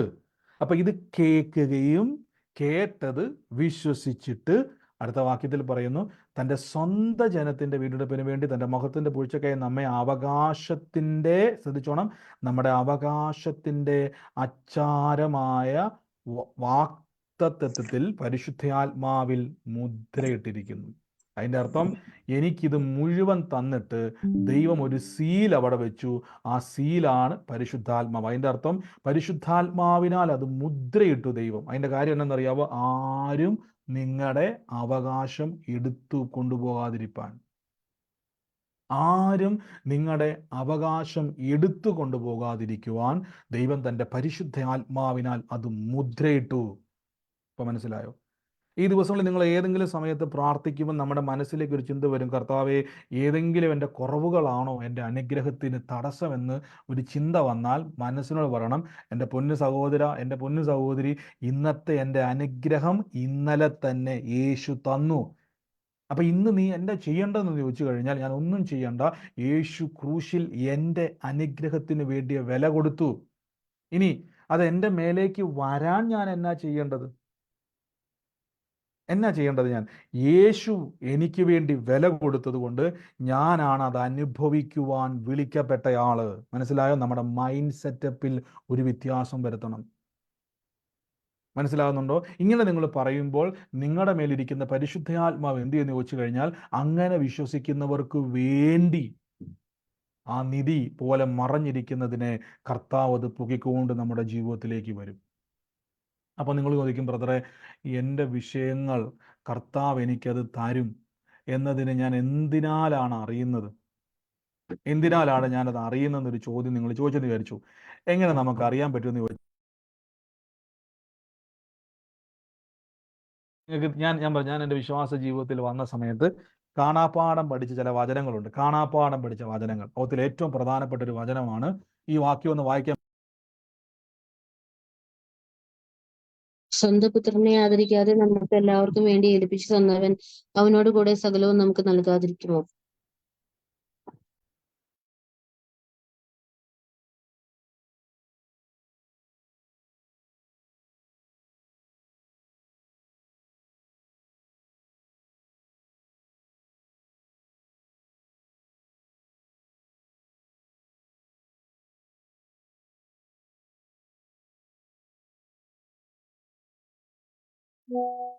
ഇവിടെ പറയുകയാണ്, സ്വന്തം പുത്രനെ ആദരിക്കാതെ നമുക്ക് എല്ലാവർക്കും വേണ്ടി ഏൽപ്പിച്ചു തന്നവൻ കർത്താവിനോടുകൂടെ സകലതും നൽകാതിരിക്കും. അതിൻ്റെ അർത്ഥം നിങ്ങൾക്ക് മനസ്സിലായോ? സ്വന്തം പുത്രനെ എപ്പോഴാണ് ദൈവം നമുക്ക് തന്നത്? എപ്പോഴാണ് യേശുവിനെ ഭൂമിയിലേക്ക് തന്നത്? ഈ തരിക എന്ന് പറഞ്ഞാൽ യേശു വരിക എന്ന അർത്ഥമല്ല. തരിക എന്ന് പറഞ്ഞാൽ കാൽവരി ക്രൂശിൽ നമുക്ക് വേണ്ടി യാഗമായി കർത്താവ് തന്നു. അങ്ങനെ ലഭിച്ചു. ഞാൻ നമ്മുടെ പ്രാർത്ഥനയിൽ നമ്മൾ ചില കാര്യങ്ങൾ മനസ്സിലാക്കി വേണം പ്രാർത്ഥിക്കാൻ. ഞാൻ ഇന്നാൾ പറഞ്ഞായിരുന്നു, ഞാനിപ്പോൾ കടയിൽ പോയിട്ട് ഞാനിപ്പോൾ പറയുവാണ്, അജാസസുക്ക് വേണ്ടിയ സാധനങ്ങളുടെ എല്ലാം പൈസ ഞാൻ കൊടുത്തു. അരി, പച്ചക്കറി എന്നൊക്കെ വേണോ അതെല്ലാം ഞാൻ വില കൊടുത്തു. അജാസിസ്റ്റ് അവിടെ പോയിട്ട് ഇങ്ങനെ ചിന്തിക്കും, കടക്കാരനോട് ഞാൻ എങ്ങനെ ചോദിക്കും, കടക്കാരനോട് ഞാൻ എങ്ങനെ മേടിക്കും, അത് കിട്ടിയാൽ കൊള്ളായിരുന്നു, ആ 10 കിലോ അരി കിട്ടിയിരുന്നെങ്കിൽ, ആ പച്ചക്കറി കിട്ടിയിരുന്നുവെങ്കിൽ എന്ന് സിസ്റ്റർ ഇങ്ങനെ ആഗ്രഹിച്ചുകൊണ്ടിരിക്കുമ്പോൾ കടക്കാരൻ പറയുകയാണ്, കടക്കാരൻ മിണ്ടത്തില്ല. മനസ്സിലായോ? കടക്കാരനൊന്നും മിണ്ടത്തില്ല. കടക്കാരൻ ഇങ്ങനെ നമ്മളെ നോക്കും. നമ്മൾ ചാടി കയറിയിട്ട് പറയണം, ദേ ഇന്നയാൾ എന്നോട് പറഞ്ഞു, എൻ്റെ കൂടെ പറഞ്ഞാട്ട്, യേശു കർത്താവ് എന്നോട് വചനത്തിലൂടെ പറയുന്നു ഞാൻ അവകാശിയാന്ന് പറ. യേശു വചനത്തിലൂടെ ആമേൻ. മനസ്സിലാകുന്നുണ്ടോ? ബൈബിള് നമ്മളോട് പറയുകയാണ്, എനിക്കത് കിട്ടുമെന്ന് പറഞ്ഞാൽ ഞാൻ എന്തേലും അങ്ങോട്ട് ചെയ്യണ്ടെന്ന് ബൈബിൾ പറഞ്ഞിട്ടുണ്ടെങ്കിൽ ചെയ്യണ്ട. ഇവിടെ എന്നെ അവകാശി ആക്കിയിരിക്കുന്നു എന്ന് ബൈബിൾ പറയുമ്പോൾ ഞാൻ ചോദിക്കുക, അതെ, ഈ അവകാശം കിട്ടാൻ വേണ്ടി ഞാൻ എന്നാ ചെയ്യണമെന്ന് വെച്ച് കഴിഞ്ഞാൽ ആ ചോദ്യം ശരിയോ തെറ്റോ? നിങ്ങൾ പറ. ശരിയാണോ ചോദ്യം? ഏത് ചോദ്യം ശരി? ചോദ്യം തെറ്റാ. ഷിജുബദർ ശ്രദ്ധിച്ചോണം കേട്ടോ. ചോദ്യം ശരിയോ തെറ്റെന്ന് ഞാൻ ചോദിച്ചത്, ശ്രദ്ധിച്ചിരുന്നോണം. ഈ ദിവസങ്ങളിൽ നിങ്ങൾക്കൊരു അത്ഭുതം വേണമെന്ന് നിങ്ങൾ ആഗ്രഹിക്കുന്നുവെങ്കിൽ ഉടനെ നോക്കേണ്ടത്, യേശുവേ, നീ എനിക്ക് വേണ്ടി വില കൊടുത്തു. ഇന്നത്തെ എൻ്റെ സകല വിഷയത്തിനും, ഞാൻ ഇന്ന് അനുഭവിക്കുന്ന സകല വേദനകൾക്കും യേശു ഇന്നലെ ക്രൂശിൽ വില കൊടുത്തത് കൊണ്ട് ഇന്നത്തെ എൻ്റെ അത്ഭുതത്തിന് ഞാൻ അവകാശിയാണ്. മനസ്സിലാകുന്നുണ്ടോ? ഞാൻ അവകാശിയാന്ന് പറഞ്ഞാൽ അതിൻ്റെ അർത്ഥം എൻ്റെ പേർക്ക് കർത്താവ് അത് ചെയ്തിട്ടുണ്ട് എന്നാണ് അതിൻ്റെ അർത്ഥം. എൻ്റെ കൂടെ പറഞ്ഞ് ഞാൻ അവകാശിയാന്ന് പറ. ഞാൻ അവകാശിയാണ്. അവകാശിയാണ്. ആമേൻ. അപ്പൊ എനിക്ക് ഈ വചനം എന്നെ വല്ലാതെ എന്നെ സ്പർശിച്ച ഒരു വാക്യമാണ്. വല്ലാതെ എന്നെ സ്പർശിച്ച ഒരു വാക്യമാണ് ഈ എഫേസ്യ ലേഖനത്തിൽ ഞാൻ വായിച്ച വാക്യം. അപ്പൊ നിങ്ങൾ ചിന്തിക്കും, ബ്രദറെ, എൻ്റെ വിഷയം ബൈബിളിൽ അങ്ങനെ പറയുന്നില്ലല്ലോ. നിങ്ങളിപ്പോൾ അനുഭവിക്കുന്ന കടഭാരോ രോഗമോ കുടുംബ വിഷയമോ അല്ലെങ്കിൽ ഏതെങ്കിലും നിങ്ങൾ സ്ട്രഗിൾ ചെയ്യുന്ന ഒരു വിഷയമോ അവിടെ പറയുന്നില്ല. പിന്നെ എങ്ങനെ ബ്രദറെ എൻ്റെ വിഷയം മാറിയെന്ന് ഞാൻ അറിയുന്നു? ഈ ഒറ്റ വാചനം മാത്രം മതി. ഈ വചനം വായിക്കാൻ പറ്റുന്ന ഒരു മാത്രം ഒന്ന് വായിച്ചേ. വായിക്കാൻ പറ്റുന്ന ആരെങ്കിലും ഉണ്ടെന്ന് വായിച്ചേ. സ്വന്തം പുത്രനെ ആദരിക്കാതെ വായിച്ചോ. എല്ലാവർക്കും വേണ്ടി ഏൽപ്പിച്ചു തന്നവൻ. പുത്രനെ ആദരിക്കാതെ നമുക്ക് വേണ്ടി ഏൽപ്പിച്ചു തന്നവൻ അയ്യോ, ഇത് അവനോട് വായിക്കുന്ന ആള് സകലതും ഈ നൽകാതിരിക്കും. വായിക്കുന്ന ആള് കള്ളന്മാരെ പോലെ വായിക്കാതെ, വായിക്കുന്ന ആള് ഉറക്കെ വായിച്ചേ. സ്വന്തം പുത്രനെ ആദരിക്കാതെ അങ്ങനെ വായിക്കേ. നമുക്ക് വായിച്ചോ. എല്ലാവർക്കും വേണ്ടി ഏൽപ്പിച്ചു തന്നവൻ അവനോടുകൂടെ സകലവും നമുക്ക് നൽകാതിരിക്കുമോ? കണ്ടോ? അപ്പൊ സ്വന്തം പുത്രനെ, അത് ഞങ്ങൾ നേരത്തെ മുതൽ പറഞ്ഞിട്ടുള്ള വചനമായതല്ലേ. ഞാൻ കാണാപ്പാടം പഠിച്ച കുറേ വചനങ്ങളിൽ ഒന്നായത്. എന്ത് വിഷയം വന്നാലും ഞാൻ പറയും, കർത്താവേ, സ്വന്തം പുത്രനെ കാൽവരി ക്രൂശിൽ എനിക്ക് വേണ്ടി നൽകിയ ദൈവം, ഇന്നത്തെ എൻ്റെ വിഷയം ഒരാൾക്കും തടയാൻ കഴിയത്തില്ല. കാരണം ഞാനിപ്പോൾ പറയുക, ഞാൻ നിങ്ങൾക്കിപ്പം ഒരു വില കൂടിയ ഐഫോൺ മേടിച്ചു തന്നു. നിങ്ങൾക്ക് ഒരു വില കൂടി ഞാനൊരു ഫോൺ മേടിച്ചു തന്നു. നിങ്ങൾ എന്നോട് ചോദിക്കുക, ബ്രദറെ, ആ വാട്സാപ്പും കൂടെ തരാവോ എന്ന് ചോദിച്ചാൽ ആ ചോദ്യം ശരിയോ തെറ്റോ? ഇനിയിപ്പോൾ നമുക്ക് മനസ്സിലാകുന്ന ഭാഷ പറയാം. അത് തെറ്റാണ്. ഇപ്പം നമുക്ക് മനസ്സിലായല്ലേ നമ്മുടെ ഒരു രീതിയിലോട്ട് വന്നപ്പോൾ. ഞാൻ നിങ്ങൾക്ക് വില കൂടി ഒരു മൊബൈൽ ഫോൺ മേടിച്ചു തന്നു. 1.5 ലക്ഷം രൂപയുടെ ഒരു മൊബൈൽ ഫോൺ ഞാൻ നിങ്ങൾക്ക് മേടിച്ചു തന്നിട്ട് നിങ്ങൾ എന്നോട് പറയുക, ബ്രദറെ, വാട്സാപ്പും കൂടെ കിട്ടിയാൽ ഭയങ്കര പാടാണ്. വാട്സാപ്പ് കിട്ടിയാൽ എനിക്ക് ഭയങ്കരമായിട്ട് പ്രാർത്ഥന ലിങ്കൊക്കെ കയറായിരുന്നു. ആ സൂമും കൂടെ കിട്ടിയാൽ എനിക്ക് സൂം പ്രാർത്ഥനയിൽ പങ്കുചേരായിരുന്നു. അപ്പം ഞാൻ പറയും, എൻ്റെ പൊന്നു സഹോദര സഹോദരി, ഈ മൊബൈലിൻ്റെ അകത്ത് എല്ലാം കിടപ്പുണ്ട്. ഇത് കിട്ടിയാൽ പിന്നെ ബാക്കി എല്ലാം എന്ത് ചെയ്യും? പറ. ഓട്ടോമാറ്റിക് വരും. ഇത്രയും വിലപിടിപ്പുള്ള മൊബൈൽ ഫോൺ മേടിക്കാമെങ്കിലും ആണോ പിന്നെ നിങ്ങൾക്ക് അതിൻ്റെ അകത്ത് വാട്സാപ്പും ഫേസ്ബുക്കും ഇൻസ്റ്റാൾ ചെയ്യാൻ? അതെല്ലാം സൗജന്യമല്ലേ? ആണോ ഇല്ല? ആരെങ്കിലും വാട്സാപ്പും ഫേസ്ബുക്കും പൈസ കൊടുത്ത് മേടിച്ചോ?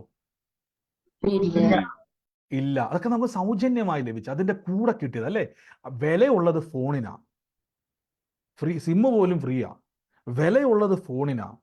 ബൈബിൾ പറയുന്നു, സ്വന്തം പുത്രനെ ആദരിക്കാതെ നമുക്ക് എല്ലാവർക്കും വേണ്ടി ഏൽപ്പിച്ചു തന്നവൻ അവനോട് കൂടെ സകലതും നമുക്ക് നൽകാതിരിക്കുമോ? സകലതും നൽകാതിരിക്കുമോ?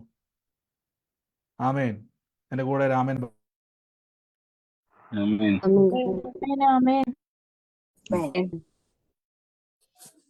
ആമേൻ.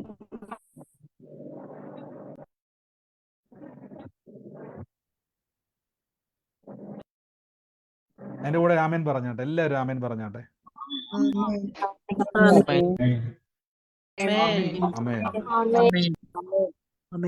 ആമേൻ. ആമേൻ. സ്വന്തം പുത്രനെ ആദരിക്കാതെ. അപ്പൊ ഈ ദിവസങ്ങളിൽ തിരിച്ചറിഞ്ഞോണം, യേശു എന്നുള്ളത് നിങ്ങൾക്ക് മനസ്സിലാകാൻ വേണ്ടി തെറ്റിദ്ധരിക്കരുത്. നിങ്ങൾക്ക് മനസ്സിലാകാൻ വേണ്ടി പറയണം. ഒരു മൊബൈൽ ഫോൺ ഞാൻ മേടിച്ചിട്ട് അതിൻ്റെ അകത്തിരിക്കുന്ന സകല ആപ്ലിക്കേഷനും മൊബൈലിനാണ് വില, ബാക്കി ഒന്നിനും എല്ലാം ഫ്രീയാ. യേശുവിനെ എനിക്ക് ലഭിച്ചു. യേശുവിനെ കിട്ടിയത് കൊണ്ടാണ് വചനത്തിൽ മുഴുവനും ഞാൻ അവകാശം പ്രാപിച്ചു, സൗഖ്യം വന്നിരിക്കുന്നു, അത്ഭുതം നടന്നിരിക്കുന്നു, സ്വർഗത്തിലെ സകല അനുഗ്രഹങ്ങളും. ഇതെല്ലാം നിങ്ങൾ ശ്രദ്ധിച്ചാൽ മതി. ബൈബിൾ പുതിയ നിയമം വായിക്കുന്ന സമയത്തെല്ലാം വന്നിരിക്കുന്നു, ലഭിച്ചിരിക്കുന്നു, കിട്ടിയിരിക്കുന്നൊക്കെ പറയാൻ കാരണം അപ്പോസ്തലന്മാർ കൈ വിറയ്ക്കുക, ഇനി കിട്ടാൻ വേണ്ടി പ്രാർത്ഥിക്കാൻ പറയാൻ. കാരണം അവർ ചിന്തിക്കുക, സ്വർഗത്തിൽ ഏറ്റവും വിലപിടിപ്പുള്ള യേശുവിനെ എനിക്ക് വേണ്ടി കാൽവരി ക്രൂശിലൂടെ ലഭിച്ചുവെങ്കിൽ അതിൻ്റെ പുറകെ സകലതും വരാതിരിക്കുമോ? ഇല്ലയോ? നിങ്ങൾ പറ, സകലതും വരാതിരിക്കുമോ? ആമേൻ. ആമേൻ.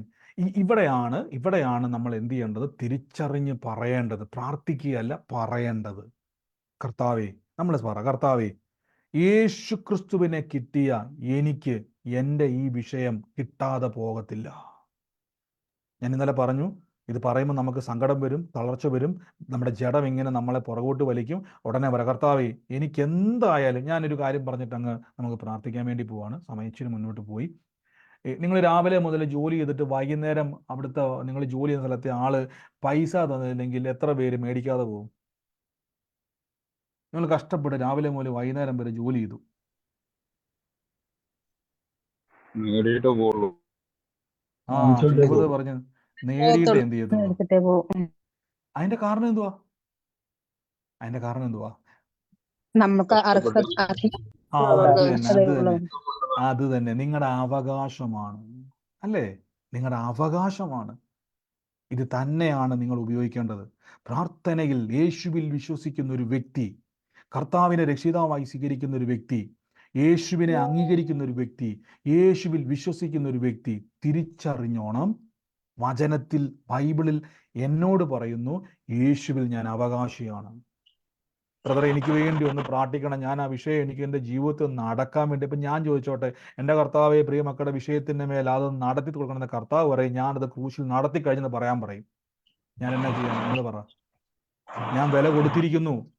അങ്ങനെയെങ്കിൽ ഞാൻ എന്നാ ചെയ്യണമെന്ന് വെച്ചാൽ പറഞ്ഞാൽ, കർത്താവ് അങ്ങ് വില കൊടുത്തത് കൊണ്ട് ഞാൻ ആ വിഷയത്തിൻ്റെ മേൽ ദൈവപ്രവൃത്തിയെ കാണും. ഇപ്പം അത് മറഞ്ഞു കിടക്കുക. എൻ്റെ കൂടെ പറ, ഇപ്പം അത് മറഞ്ഞു കിടക്കുക, പക്ഷെ അത് മറ നീക്കി പുറത്തു വരുമെന്ന് പറ.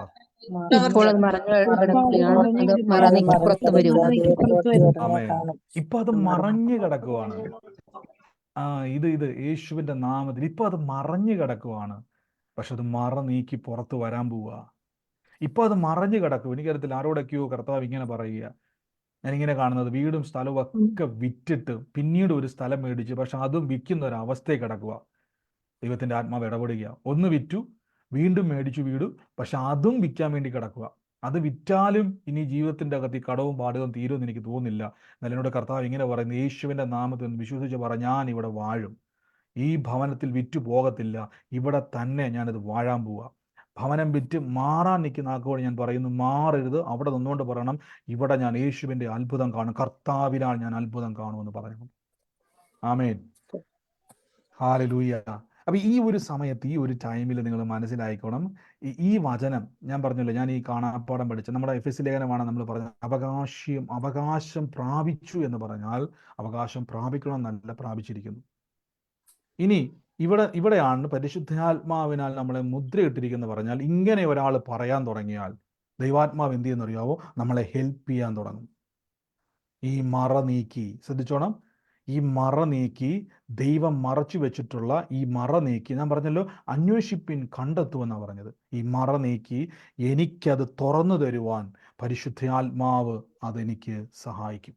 ഇപ്പം നമ്മളൊരു അലമാരിക്കകത്ത് സ്വർണവും പണവും ഒക്കെ വെച്ച് അത് പൂട്ടി താക്കോലെടുത്ത് മാറ്റി വെച്ചാൽ അതിൻ്റെ അകത്ത് എല്ലാം ഇരിപ്പുണ്ട്.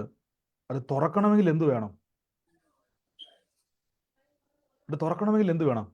വലിയ അലമാരിയാണ്. എനിക്ക് ഭയങ്കര ശക്തി ഉണ്ടെന്ന് പറഞ്ഞുകൊണ്ട് ഞാൻ അലമാരിയെ പിടിച്ച് മല്ലി പിടിച്ചാൽ ഒരു രക്ഷയില്ല, കൈ പോകുന്നല്ല, ഗുണമില്ല. പകരം ഈസി ആയിട്ടൊരു മാർഗമാണ് ആ താക്കോൽ ഉപയോഗിച്ച് തുറക്കുക. ഈ താക്കോലാണ് പരിശുദ്ധാത്മാവ്. അതുകൊണ്ടാണ് എഫേസ്യ ലേഖനത്തിൽ പറഞ്ഞിരിക്കുന്നത്, നമ്മുടെ അവകാശത്തിന്റെ അച്ചാരമായ ആ ദൈവത്തിന്റെ ആത്മാവിനാൽ നമ്മെ, നമ്മുടെ അവകാശത്തിന്റെ അച്ചാരം എന്ന് പറഞ്ഞാൽ ദാനമാണ് കേട്ടോ. നമ്മുടെ അവകാശത്തിന്റെ ദാനമായ വാഗ്ദത്തത്തിൽ പരിശുദ്ധാത്മാവിനാൽ നമ്മെ മുദ്രയിട്ടിരിക്കുന്നു. അപ്പം നമ്മുടെ അവകാശത്തിലേക്കുള്ള വഴി പരിശുദ്ധാത്മാവാണ്.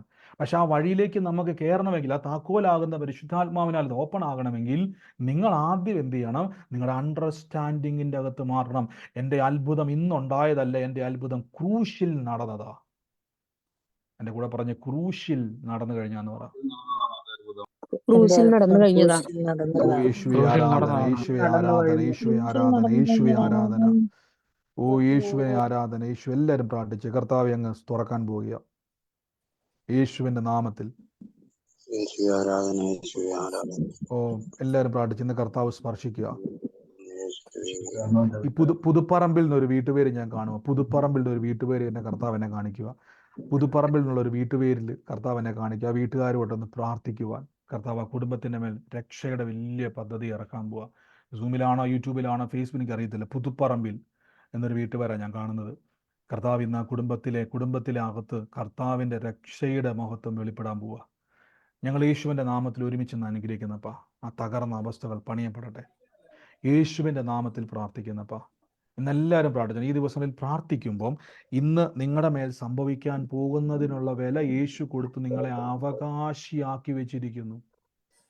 ഈ തിരിച്ചറിവിൽ നമ്മൾ പ്രാർത്ഥിക്കുന്ന സമയത്ത് നമ്മളെ ശരീരത്തിലുണ്ടാകുന്ന വേദനകൾ നമ്മുടെ ജീവിത സാഹചര്യങ്ങളൊക്കെ നമ്മളോട് പറയും, പലപ്പോഴും നമ്മളെ പുറകോട്ട് വലിക്കും. അതിനെ ഊന്നൽ തരാൻ വേണ്ടിയാണ് പലപ്പോഴും പല ആൾക്കാരും വന്നിട്ട് പറയുന്നത്, നീ ഇനി രക്ഷപ്പെടത്തില്ല, നിന്റെ പഴയ പിതാക്കന്മാരുടെ വിഷയങ്ങളാണ്, അതാണ് ഇതാണൊക്കെ. യേശുവിൽ കർത്താവായി സ്വീകരിച്ച് യേശുവിൽ വിശ്വസിക്കുന്ന ഒരു വ്യക്തിക്ക് ഒരു കോൺഫിഡൻസ് ഉണ്ടാകണം. എൻ്റെ കർത്താവ് എനിക്ക് ഇന്ന് തരാൻ പോകുന്നതല്ല, എൻ്റെ ദൈവം തന്നു കഴിഞ്ഞതാണ്, എൻ്റെ ദൈവം എനിക്ക് അത് തുറന്നു തരാൻ പോവുകയാണ്.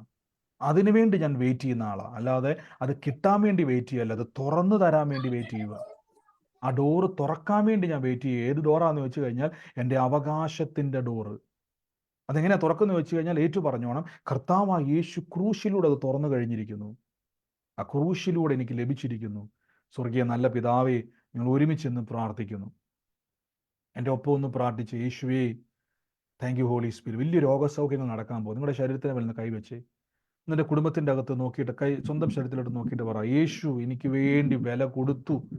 യേശു എൻ്റെ, ഞാൻ ഇന്ന് മ്യൂട്ട് മാറ്റണ്ട, ഞാൻ പറയുമ്പോൾ മ്യൂട്ട് മാറ്റിയാൽ മതി. നിങ്ങൾ ആയിരിക്കുന്ന സ്ഥലത്ത് നിന്നുകൊണ്ട് പറഞ്ഞാൽ മതി, ഞാൻ അനുഭവിക്കുന്ന ഈ വേദന, ഈ രോഗം, ഇതിൻ്റെ സൗഖ്യത്തിനായുള്ള വില യേശു കൊടുത്തു.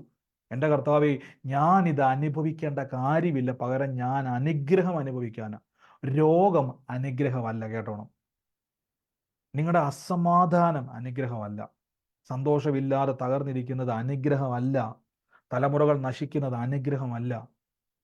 നിങ്ങൾ ദാരിദ്ര്യത്തിൽ, തകർച്ചയിൽ, അത് അനുഗ്രഹമല്ല. അതിൻ്റെ പേര് തകർച്ചയെന്ന് തന്നെയാണ്. അനുഗ്രഹം എന്ന് പറഞ്ഞാൽ ഇതിൻ്റെ എല്ലാം വിപരീതമാണ്. വേദന അനുഗ്രഹമല്ല, ശ്രദ്ധിച്ചോണം, വേദന അനുഗ്രഹമല്ല, തകർച്ചയാണ്. അല്ലെങ്കിൽ പറ, കർത്താവേ ഞാൻ അവകാശിയാണ്, സൗഖ്യത്തിൽ ഞാൻ അവകാശിയാണ്. ഇന്ന് ഈ നിമിഷം ആ ശരീരത്തോടൊന്ന് കൽപ്പിച്ച്, എൻ്റെ ശരീരത്തിൽ വേദന, അതെന്ത് കാരണമായിക്കോട്ടെ, എന്ത് കാരണം കൊണ്ടായിരിക്കാം വേദന വന്നായിക്കോട്ടെ, ഇനി ഏതെങ്കിലും അവയവത്തിനാ പ്രശ്നമെങ്കിൽ ഇന്ന് അവയവം പുതുതായി മാറാനുള്ള വില യേശു കൊടുത്തു. അത് പുതുതായി തീരാനുള്ള വിലയും യേശു കൊടുത്തു. ഇന്ന് എന്നെ കേൾക്കുന്നവർ പ്രാർത്ഥിച്ച്, യേശുവേ ഇന്ന് ഞാൻ അത്ഭുതമാകുകയാണ്, യേശുവേ ഞാനിന്ന് അത്ഭുതം എന്ന് ഏറ്റെടുത്തേ. ഓ യേശുവിൻ്റെ നാമത്തിൽ. ദിലീപ് എന്ന് പറയുന്ന ഒരു വ്യക്തി ആരുടെയും കുടുംബത്തിലുണ്ട്. ദിലീപ് എന്ന് പറഞ്ഞൊരു വ്യക്തിക്ക് വേണ്ടി സൂമിലോ യൂട്യൂബിൽ ഇങ്ങനെ ലൈവ് പോകുന്നുണ്ട്, എനിക്കിങ്ങനെ എല്ലാവരെയും കാണാൻ പറ്റാത്തത്. ദിലീപ് എന്ന് പറഞ്ഞ ഒരു വ്യക്തിയെ കർത്താവ് ഇന്ന് സ്പർശിക്കുന്ന ഒരു കാഴ്ച എന്നെ കാണിക്കും. ദിലീപ്, ആ കുടുംബത്തിൽ ദിലീപിനെ ദൈവം സ്പർശിച്ച് എന്നെ കർത്താവിനോട് പറയുന്നു, നാളുകളായിട്ട് എന്ത് ചെയ്താലും ശരിയാകാത്തൊരു വ്യക്തിയാണ്. ഓ യേശുവിൻ്റെ നാമത്തിൽ ആ കർത്താവ് സ്പർശിക്കുക. ആ കൂട്ടത്തിൽ ദീപക്കിനെയും കൂടെ ദൈവം സ്പർശിക്കുക. യേശുവിൻ്റെ നാമത്തിൽ എന്ന് പ്രാർത്ഥിക്കുന്നു. പിതാവേ, അങ്ങയുടെ അത്ഭുതം ആ കുടുംബത്തിൻ്റെ മേലുണ്ടാകട്ടെ. പരിശുദ്ധാത്മാവിൻ്റെ പ്രവൃത്തി ഉണ്ടാകട്ടെ. തകർച്ചകൾ വിട്ടുമാറട്ടെ. അനുഗ്രഹിക്കുന്നു. ഇപ്പം തന്നെ പ്രാർത്ഥിച്ച് രോഗത്തിൻ്റെ മേൽ ജയം എടുക്കും. ഇന്ന് ഈ നിമിഷം അത് ടാറ്റ പറ. യേശുവിൻ്റെ നാമത്തിൽ ഞാനതിനോട് ഗുഡ് ബോയ് പറയുന്നു. ഞാനതിനെ പുറത്താക്കുന്നു. യേശുവിൻ്റെ അധികാരമുള്ള നാമത്തിൽ ഇന്ന് ഞങ്ങൾ പ്രാർത്ഥിക്കുന്നു. യേശുവേ, അങ്ങയുടെ കൃപ പെരുകുന്നല്ലോ. യേശുവിൻ്റെ നാമത്തിൽ ഞങ്ങൾ ഒരുമിച്ച് അനുഗ്രഹിച്ച് പ്രാർത്ഥിക്കുന്നു. കർത്താവെ, അങ്ങ് തൊട്ടതിന് നന്ദി പറയുന്നു. അങ്ങ് അത്ഭുതമായി തീർന്നതിന് നന്ദി പറയുന്നു. യേശുവിൻ്റെ അധികാരമുള്ള നാമത്തിൽ ഞങ്ങൾ പ്രാർത്ഥിക്കുന്നപ്പ, അങ്ങ് തൊടുന്നതിന് നന്ദി. യേശുവിൻ്റെ നാമത്തിൽ തന്നെ. ആമേൻ. ആമേൻ. സ്തോത്രം. ഹല്ലേലൂയ. ആമേൻ. ആമേൻ. ആമേൻ. ആമേൻ. ഹല്ലേലൂയ. ആമേൻ. എത്ര പേര് വിശ്വസിക്കുന്നു കർത്താവ് ഇന്ന് എൻ്റെ ജീവിതത്തിൽ ഇടപെട്ടുവെന്ന്? അവർ മാത്രം ഒരു ആമേൻ പറഞ്ഞു. ഈ ദിവസങ്ങളിൽ നിങ്ങൾ കൂട്ടായ്മയിലും ബലപ്പെട്ടവണ്ണം, ചേർന്ന് നിന്നോണം. കർത്താവ് നിങ്ങളുടെ സ്ഥിതികളെ മാറ്റുവാൻ ഇടയായിത്തീരും.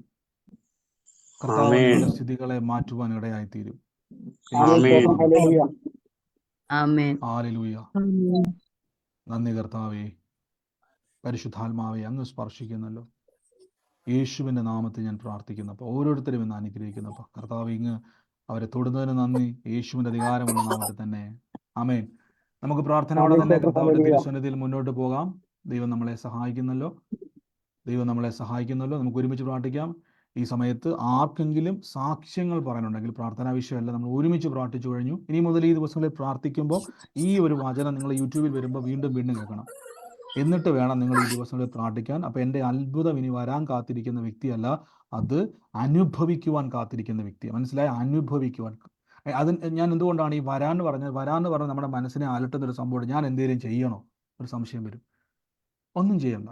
യേശു ക്രൂശിൽ എനിക്ക് വേണ്ടി അത് കൊടുത്തു കഴിഞ്ഞു, അത് തീർത്തു കഴിഞ്ഞു, ചെയ്തു കഴിഞ്ഞു.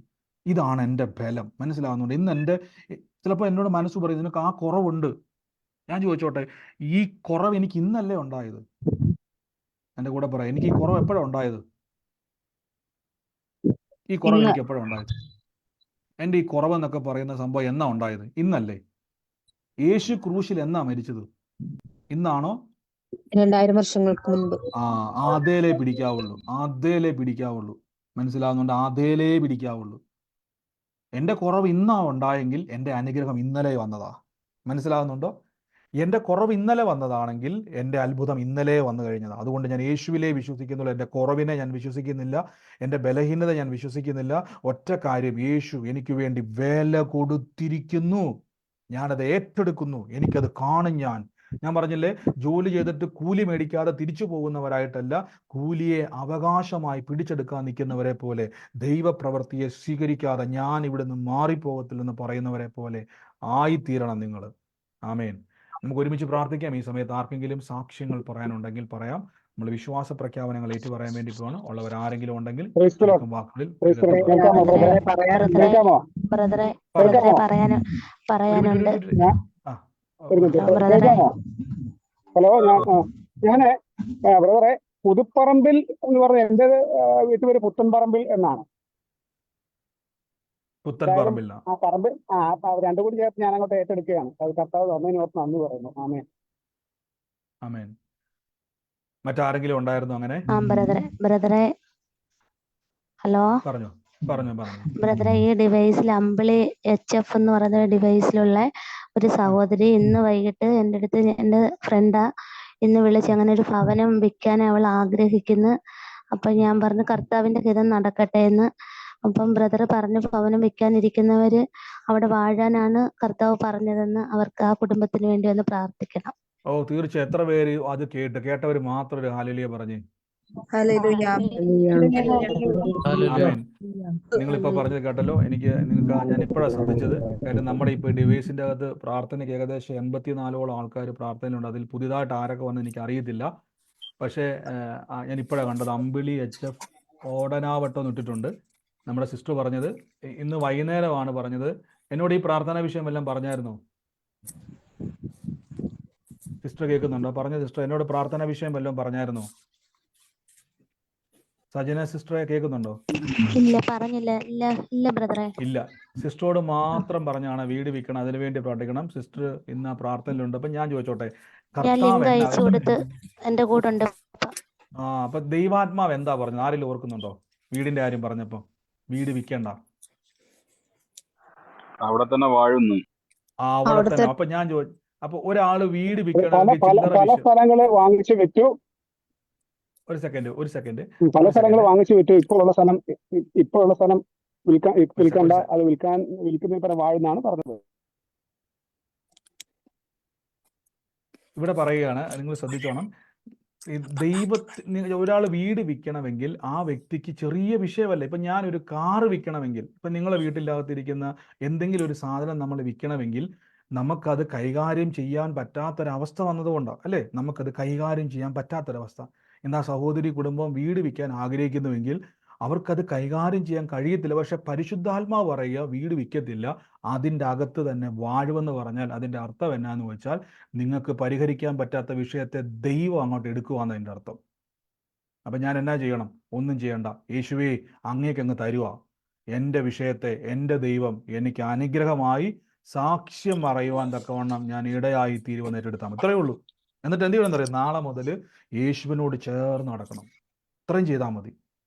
നമ്മൾ ആലോചന കേട്ടിട്ട് നമ്മൾ എന്ത് ചെയ്യണമെന്ന് വെച്ചാൽ, നമ്മൾ പലപ്പോഴും സംഭവിക്കും, നമ്മൾ ദൈവം ആലോചന കേൾക്കും, പക്ഷെ നമ്മൾ ദൈവം അത് ചെയ്യുമെന്ന് പറഞ്ഞാൽ യോശുവ ചെയ്ത ഒറ്റ പരിപാടി എന്നറിയോ? കർത്താവിനോട് പറ്റിയിരുന്നു. യോശുവയ്ക്ക് ഒരു കാര്യം മനസ്സിലായി, എനിക്ക് അനുഗ്രഹം കിട്ടണമെങ്കിൽ ദൈവത്തോട് ഞാൻ പറ്റിയിരിക്കണം. അതുപോലെ സിസ്റ്റർ, എനിക്ക് അറിയത്തില്ല, അമ്പിളി സിസ്റ്റർ എന്നാണ് ഞാൻ കേൾക്കുന്നത്. സഹോദരി കുടുംബമായിട്ട് ചേർന്ന് വന്നോ, അല്ലെങ്കിൽ കുടുംബത്തിൽ പ്രാർത്ഥനയ്ക്ക് ഞാൻ എപ്പോഴും പറയുന്നൊരു കാര്യമാണ്, നിങ്ങൾ ശ്രദ്ധിക്കുക, മൈക്കൊന്നും മ്യൂട്ട് ചെയ്യാതിരിക്കുക. ഇവിടെ കർത്താവ് നമ്മളോട് സംസാരിച്ചുകൊണ്ടിരിക്കുകയാണ്, ഇടപെട്ടുകൊണ്ടിരിക്കുകയാണ് ദൈവാത്മാവ്. വളരെ പ്രാർത്ഥിച്ചുകൊണ്ടിരിക്കുക. ഞാനത് പലപ്പോഴും ഇച്ചിരി സൗണ്ട് മാറ്റി പറയുമ്പോൾ ചിലർക്കത് വിഷമമായിട്ടുണ്ട്. ബ്രദർ എന്താ ദേഷ്യപ്പെട്ടാണോ? ദേഷ്യപ്പെടുവല്ല, എനിക്കറിയാൻ പറ്റും, എൻ്റെ ശരീരത്തിൽ അറിയാൻ പറ്റും പരിശുദ്ധാത്മാവ്. നമുക്ക് വളരെ സീരിയസ് ആയിട്ട് കാര്യം, അടുത്തൊരു കാര്യം കർത്താവ് നിങ്ങൾ ഇടപെടാൻ നിൽക്കുമ്പോൾ നിങ്ങൾ ചിലപ്പോൾ നമ്മൾ എന്ത് ചെയ്യും, നമ്മളെ കുഴപ്പമല്ല, നമുക്കറിയാത്തതുകൊണ്ടായിരിക്കും. ശ്രദ്ധിക്കുക കേട്ടോ. അടുത്ത ചിലപ്പോൾ നിങ്ങളോടായിരിക്കും ആലോചന ദൈവം ഇടപെടാൻ പോകുന്നത്. അപ്പോൾ നമ്മൾ എന്ത് ചെയ്യും, ആ ഒരു അശ്രദ്ധ കൊണ്ട് നമുക്കത് ഞാൻ കേൾക്കാതെ പോകരുത്. ആമേൻ. അപ്പം അമ്പിളി സഹോദരിയുടെ കർത്താവ് ഇങ്ങനെ പറയുന്നത്, സഹോദരി കർത്താവ് ആ വിഷയം ഏറ്റെടുത്തിട്ടുണ്ട്, നാളെ മുതൽ കർത്താവിനോട് ചേർന്ന് നടന്നു. അയ്യോ ബ്രദറെ, എന്നോട് ഇങ്ങനെ എൻ്റെ മനസ്സിപ്പോൾ പറയുമായിരിക്കും എങ്ങനെ ഇത് തീരും. കർത്താവ് അത് ചെയ്യും. നിങ്ങളെ അവിടെ തന്നെ സാക്ഷിയാക്കി ദൈവം മാറ്റും. യേശുവിൻ്റെ നാമത്തിൽ പ്രാർത്ഥിക്കുന്നു. ദൈവം എന്നോട് ഇങ്ങനെ പറയുന്ന ഒരു കാര്യം, നിങ്ങളെ ഉറ്റു നോക്കുന്ന ആൾക്കാർ എവിടെയുണ്ട്? നിങ്ങളെ പോകുന്നതും വരുന്നതും എല്ലാം നോക്കി നിൽക്കുന്ന ആൾക്കാരുണ്ട്. ആ സ്ഥലത്ത് തന്നെ നിങ്ങളുടെ ഭാവി എന്തായി തീരുമെന്ന് ഓർത്ത് നിങ്ങളെ ഉറ്റു നോക്കുന്ന ആൾക്കാർ എവിടെയുണ്ട്? അവരൊക്കെ നടുവിൽ കർത്താവ് മാനിക്കും. ദൈവം എന്നോട് പറയുന്നു, ഒരു ബിജുവിനെ ദൈവം സ്പർശിച്ച് നിങ്ങളുടെ വീടിൻ്റെ അകത്ത്, നിങ്ങളുടെ ജീവിതത്തിൻ്റെ അകത്ത്, ആ കുടുംബവുമായിട്ട് ബന്ധപ്പെട്ട് ഒരനുകൂലമായ വാർത്തയെ അയക്കുവാൻ ദൈവം വഴി തുറന്നു എന്നതിനൊരു അടയാളമായിട്ട് ദൈവം ഒരു ബിജുവിനെ ഭവനത്തിലേക്ക് അയക്കും. അതൊരു സൈനാണ്, ഒരു സന്തോഷ വാർത്ത വന്ന് പറയും. ദൈവം അതിനായിട്ട് നിങ്ങൾ എഴുതി വെച്ചോണം ഈ ആലോചനകൾ, വ്യക്തികളുടെ പേരുകൾ. ദൈവം അത് ചെയ്യും. ആമേൻ. കർത്താവ് അനുഗ്രഹിക്കട്ടെ. ആമേൻ. മറ്റാരെങ്കിലും ഉണ്ടോ? ഹലോ പറഞ്ഞു സിസ്റ്ററെ. ബ്രദർ ഇന്ന് തീർച്ചയായും. പറഞ്ഞില്ലേ പുതുപ്പറമ്പിൽ എന്നുള്ളത്, ഞങ്ങളുടെ വീട്ടുപേര് പുത്തൻ പറമ്പിൽ എന്നാണ്. നേരത്തെ തോമസ് ബ്രദർ പറഞ്ഞത് ഞങ്ങളുടെ വീട്ടുപേരും പുത്തൻ പറമ്പിൽ എന്നാണ്. അതേപോലെ ബ്രദർ പറഞ്ഞ ദീപക്, എന്റെ ഹസ്ബൻഡിന്റെ പേര് ദീപക് എന്നാണ്. നമ്മൾ കുറെ നാളെ ഞാൻ ബ്രദറിനോടൊപ്പം പറഞ്ഞ് പ്രാർത്ഥിക്കുന്ന ഒരു വിഷയമാണ് ഏട്ടന്റെ അറ്റൻഷൻ ഡെഫിഷ്യൻസി. അതേപോലെ 2 വിഷയങ്ങൾ വരുമ്പോൾ ആള് ഭയങ്കര കൺഫ്യൂസ്ഡ് ആയി പോകും. പെട്ടെന്ന് എന്തെങ്കിലും ഒരു സംഭവം വരുമ്പോഴത്തെ ആള് ഭയങ്കരമായിട്ട് ലോ ആയി പോകും. ഞാൻ ഇൻസൾട്ടഡ് ആയി എന്നുള്ള ഒരു ചിന്ത. പക്ഷെ എനിക്കറിയത്തില്ല ബ്രദറെ, ഞാൻ കുറെ നാളായിട്ട് പ്രാർത്ഥിക്കുന്ന വിഷയം. പക്ഷെ എന്റെ മനസ്സിൽ ഞാൻ പ്രാർത്ഥിക്കുമ്പോൾ ബ്രദർ പറഞ്ഞ ഒരു വിഷയത്തിനെ കുറിച്ച് നമ്മൾ ഒരു പ്രാവശ്യം വളരെ ഡെഡിക്കേറ്റഡ് ആയിട്ട് പ്രാർത്ഥിച്ച് അത് നടന്നു. എന്റെ മനസ്സിൽ ഞാൻ വിശ്വസിക്കുന്നത് ഏട്ടന്റെ ആ മെമ്മറി ഇഷ്യൂ കംപ്ലീറ്റ് ആയിട്ട് മാറിയെന്നാണ്. ഞാൻ ഇപ്പൊ പ്രാർത്ഥിക്കുന്നത് ആ ചിന്ത മാറി, എന്റെ കൂടെ എന്റെ കർത്താവ് ഉണ്ടെന്നുള്ള ആ ചിന്ത, ആ ധൈര്യം ഏട്ടന് വരണം എന്ന് പറഞ്ഞിട്ടാണ് ഞാൻ ഇപ്പം പ്രാർത്ഥിച്ചുകൊണ്ടിരിക്കുന്നത്. അപ്പൊ ഞാൻ അത് ബ്രദർ പറഞ്ഞ വിഷയം ഏറ്റെടുത്ത് പ്രാർത്ഥിക്കുകയാണ്. ആ അസുഖം അല്ലെങ്കിൽ ആ ഒരു മെമ്മറി ഡെഫിഷ്യൻസി ഏട്ടന് മാറിയെന്ന് തന്നെയാണ് ഞാൻ പൂർണ്ണമായി. കാരണം ഞാൻ എന്റെ കർത്താവിനോട് ചോദിച്ചതാണ്, കർത്താവ് അതിന് ഉത്തരം തന്നു എന്ന് തന്നെയാണ് ഞാൻ വിശ്വസിക്കുന്നത്. പക്ഷെ ആ വിശ്വാസം ഏട്ടനും വരണം എന്നുള്ളതാണ് ഇപ്പൊ എന്റെ. അത് വരും. ഈ ദിവസങ്ങളിൽ കർത്താവിനോട് പറഞ്ഞു, ഞാൻ പറഞ്ഞു ആ ദൈവാത്മാവിൻ്റെ ആ ഒരു ഫ്ലോയിലാണ് ഞാൻ പറഞ്ഞത്. അതുകൊണ്ട് അത് പതിയുകയാണ്. നമ്മളത് ചാടി പിടിക്കുമ്പം നമ്മുടെ മേലേക്ക് അത് പതിയുകയാണ്. അത് അപ്പം തന്നെ ആക്റ്റീവ്. അപ്പോൾ നമുക്കറിയാം പേരുകാർ 2 വീട് പേര് സാമ്യമുള്ളത് വന്നു. നിങ്ങളത് ചാടി പിടിച്ചോണം. തോമസ് മദറും പറഞ്ഞു, സിസ്റ്റർ പറഞ്ഞത് ചാടി പിടിച്ചോണം. ഈ ചാടി പിടിക്കുക എന്ന് പറയുന്ന അർത്ഥം എന്ന് പറഞ്ഞാൽ നമ്മൾ ഏറ്റെടുത്തു, ഇനി അതിൻ്റെ റിസൾട്ടിന് വേണ്ടി കാത്തിരുന്നോണം. റിസൾട്ട് എന്ന് പറഞ്ഞാൽ ദൈവം എന്താണ് ചെയ്യുക. ബൈബിളിൽ ഒരു വാക്യമുണ്ട്, ദൈവം പ്രവർത്തിക്കുമ്പോൾ മനുഷ്യൻ്റെ ദൃഷ്ടിയിൽ അത് ആശ്ചര്യമാണ്. അതേപോലെയുള്ള കാര്യങ്ങൾ ദൈവം ചെയ്യാൻ പോകും. നമുക്ക് ലോകത്തിനും അത് ആശ്ചര്യമാണ്. കർത്താവ് അനുഗ്രഹിക്കട്ടെ. ആമേൻ. മറ്റാരെങ്കിലും ഉണ്ടോ? എന്റെ പേര് ലാലി. ഞാൻ എന്റെ വീട് വിറ്റു. ആദ്യത്തെ കുടുംബ വീട് വിറ്റു, വേറെ ഒരു വീട്ടിൽ പോയി, ആ വീടും വിറ്റു. ഇപ്പൊ ഇത് 3ാമത്തെ വീട്ടിലാണ് താമസിക്കുന്നത്. ഞാൻ അതും വിൽക്കണമെന്നുകൊണ്ട് ഓർത്തോണ്ടിരിക്കുകയാണ്. അപ്പം ഈ ആലോചന എത്ര പേര് കേട്ടു? ബ്രദർ പറഞ്ഞ പോലെ ഞാൻ പോകുന്നതും വരുന്നതും എന്റെ അയൽപക്കത്തുള്ളവരും ഞാൻ നേരത്തെ താമസിച്ചിരുന്നവരും എന്റെ സ്വന്തക്കാരും ഞാൻ നടക്കുന്നതും പോകുന്നതും എല്ലാം ഉറ്റു നോക്കിക്കൊണ്ട് തന്നെയാണ് ഇരിക്കുന്നത്. ഞാനിപ്പം എന്റെ വീട് അടച്ചിട്ടിരിക്കുകയാണ്. ഞാനിപ്പം ലണ്ടനിൽ എന്റെ മക്കളുടെ അടുത്താണ്. തീർച്ചയായിട്ടും ഈ ആലോചന എത്ര പേര് വിട്ടു? 2 കാര്യം പറഞ്ഞായിരുന്നു. ഒന്ന്, വീട് വിൽക്കുന്ന മാറുണ്ടെന്ന് പറഞ്ഞു. രണ്ടാമത്തത്, ഒരു വീട് വിറ്റു, രണ്ടാമതൊരു വീട് വിറ്റു, പിന്നെ എന്ത് ചെയ്യുവാണ്, അതും വിൽക്കാൻ വേണ്ടി കാത്തിരിക്കണം. എനിക്ക് തോന്നുന്നു 2ാമത്തെ വീട് വിൽക്കാൻ വേണ്ടി കാത്തിരിക്കും. എനിക്ക് 2ാമത്തത് ഞാൻ കേട്ടത് ഒരു വീട് വിറ്റെന്നുള്ളത് കറക്റ്റാണ്. അടുത്ത വീട് ആദ്യത്തെ വീട് കുടുംബ വീട് വിറ്റു. ആ അടുത്തതും വീട് വിറ്റു. വിറ്റേച്ച് ഞാൻ വേറൊരു വീട്ടിൽ പോയി താമസിച്ചു. ആ വീട്ടിൽ വെച്ച് എന്റെ ഭർത്താവ് മരിച്ചു. അത് കഴിഞ്ഞ് ഇപ്പൊ ഞാനും മക്കളും കൂടെ വേറൊരു സ്ഥലത്താണ് താമസിക്കുന്നത്. ആ വീടും വിൽക്കണമെന്ന് ഞാൻ ആഗ്രഹിക്കുന്നു. അത് വിൽക്കണ്ട. യേശുവിന്റെ നാമത്തിൽ വിൽക്കണ്ട. കാര്യം വിൽക്കുന്നതല്ല, നമുക്ക് വിറ്റാലെ കാര്യം, പക്ഷെ വിൽക്കുന്നതല്ല. ദൈവം അത് ഇട്ടുകൊണ്ട് തന്നെ ദൈവം നിങ്ങളുടെ ജീവിതത്തിൽ അനുഗ്രഹിക്കും. ആദ്യമായിട്ടാണോ പ്രാർത്ഥനയ്ക്ക് കയറുന്നത്? അതെ, എന്റെ പേര് ലാലി. ഞാൻ കഴിഞ്ഞ ദിവസം ഈ വല്ല വിഷയം എനിക്ക് അയച്ചു വല്ല തന്നിട്ടുണ്ട്. ഈ പ്രാർത്ഥന വിഷയം ഞങ്ങൾ വീട് ഞാൻ ആരോടും പറഞ്ഞിട്ടില്ല. ഒരുമിച്ച് എല്ലാവരും ഹാലേലൂയ പറഞ്ഞു. ഒരുമിച്ച് എല്ലാവരും ഹാലേലൂയ പറഞ്ഞു. ഹല്ലേലൂയ. ഹല്ലേലൂയ. ആമേൻ. ആമേൻ. ഹല്ലേലൂയ. സ്തോത്രം സ്തോത്രം സ്തോത്രം ആമേൻ സ്തോത്രം ഹല്ലേലൂയ. ഈ ആന്റി പറഞ്ഞ ശ്രദ്ധിച്ചു എനിക്കാകെ നോക്കിയേ. അത് 5 സെന്റ് സ്ഥലമേ ഉള്ളൂ. പിന്നെ ഓക്കെ ആന്റി, അയൽവക്കത്തുള്ള ഒത്തിരി ബുദ്ധിമുട്ടില്ല ഞാൻ അവിടെ ആന്റി ഒരു താമസിക്കുന്നത്. മിനിറ്റ്, ഒരു മിനിറ്റ് ആന്റി, ഒരു സെക്കൻഡ്. ഞാൻ എന്തുകൊണ്ടാണ് പറയണമെന്ന് പറഞ്ഞത്, കർത്താവ് ഇനിയും കൂടുതൽ കാര്യങ്ങൾ വെളിപ്പെടുത്തുമ്പോൾ നമ്മൾ ചിലപ്പം പറയുന്ന കാര്യങ്ങൾ ഒന്നും പറയണ്ട, ദൈവം ഇനിയും ഇടപെടും. അതുകൊണ്ടാണ് ഞാൻ പറഞ്ഞു ഒന്നും നിങ്ങൾ പറയണ്ടെന്ന് പറയാൻ കാരണം, നമുക്കറിയാം നമുക്ക് എക്സൈറ്റ്മെന്റ് ഉണ്ടാവും. കാര്യം ഞാൻ നിങ്ങൾക്കെല്ലാം കേട്ടല്ലോ, എനിക്ക് ആന്റിയെ പരിചയമില്ല. ഞാൻ എന്തുകൊണ്ട് എപ്പോഴും എടുത്തെടുത്ത് പറയുന്നത് വെച്ചാൽ നിങ്ങളുടെ വിശ്വാസവും എൻ്റെ വിശ്വാസവും നമ്മുടെ വിശ്വാസവും വർദ്ധിക്കാൻ വേണ്ടിയാണ്. ആന്റി ആദ്യമായിട്ടാണ് പ്രാർത്ഥനയ്ക്ക് കയറുന്നത്. വീട് വിറ്റ കാര്യവും, ഒരു വീട് വിറ്റെന്നും രണ്ടാമത്തെ വീട് വിറ്റെന്നും ഇനി വിൽക്കാൻ പോകുമെന്നും എന്നോട് പറഞ്ഞിട്ടില്ല. ആദ്യമായിട്ടാണ് ഇത് പറയുന്നത്. പക്ഷെ ഒന്ന് ആലോചിച്ച് നോക്കിയേ, പരിശുദ്ധാത്മാവ് നമ്മളെ കാണുന്നു എന്നുള്ളതിൻ്റെ ഏറ്റവും വലിയ തെളിവുകളല്ലേ ഇതൊക്കെ കേൾക്കുമ്പോൾ. ഇപ്പൊ നിങ്ങൾ ചിന്തിക്കുക, ഇപ്പൊ ആന്റി പറയാ, ബ്രദറെ ഞാൻ ഈ ബ്രദറിന് പ്രാർത്ഥനാ വിഷയം എല്ലാം സെൻഡ് ചെയ്തിട്ടുണ്ടായിരുന്നു പറഞ്ഞാൽ, അപ്പൊ നിങ്ങൾക്ക് ചിന്തിക്കാം ബ്രദർ ഇതെല്ലാം നോക്കി വായിച്ചിട്ട് എന്ത് ചെയ്യുക. അപ്പൊ ആന്റി പറയുന്നുണ്ട്, ആന്റി എന്നോട് ഇത് പറഞ്ഞു, എന്നോട് ചോദിക്കും, ആന്റി ഇത് എന്നോട് പറഞ്ഞിട്ടുണ്ടോ വീട് വിറ്റ കാര്യമൊക്കെ? ഇല്ല, ഞാൻ ഇല്ല. ഉറപ്പാണോ? ഉറപ്പാ. എന്റെ മോളും ഉറപ്പാ. എന്റെ കൂടെ ഇരിപ്പുണ്ട്.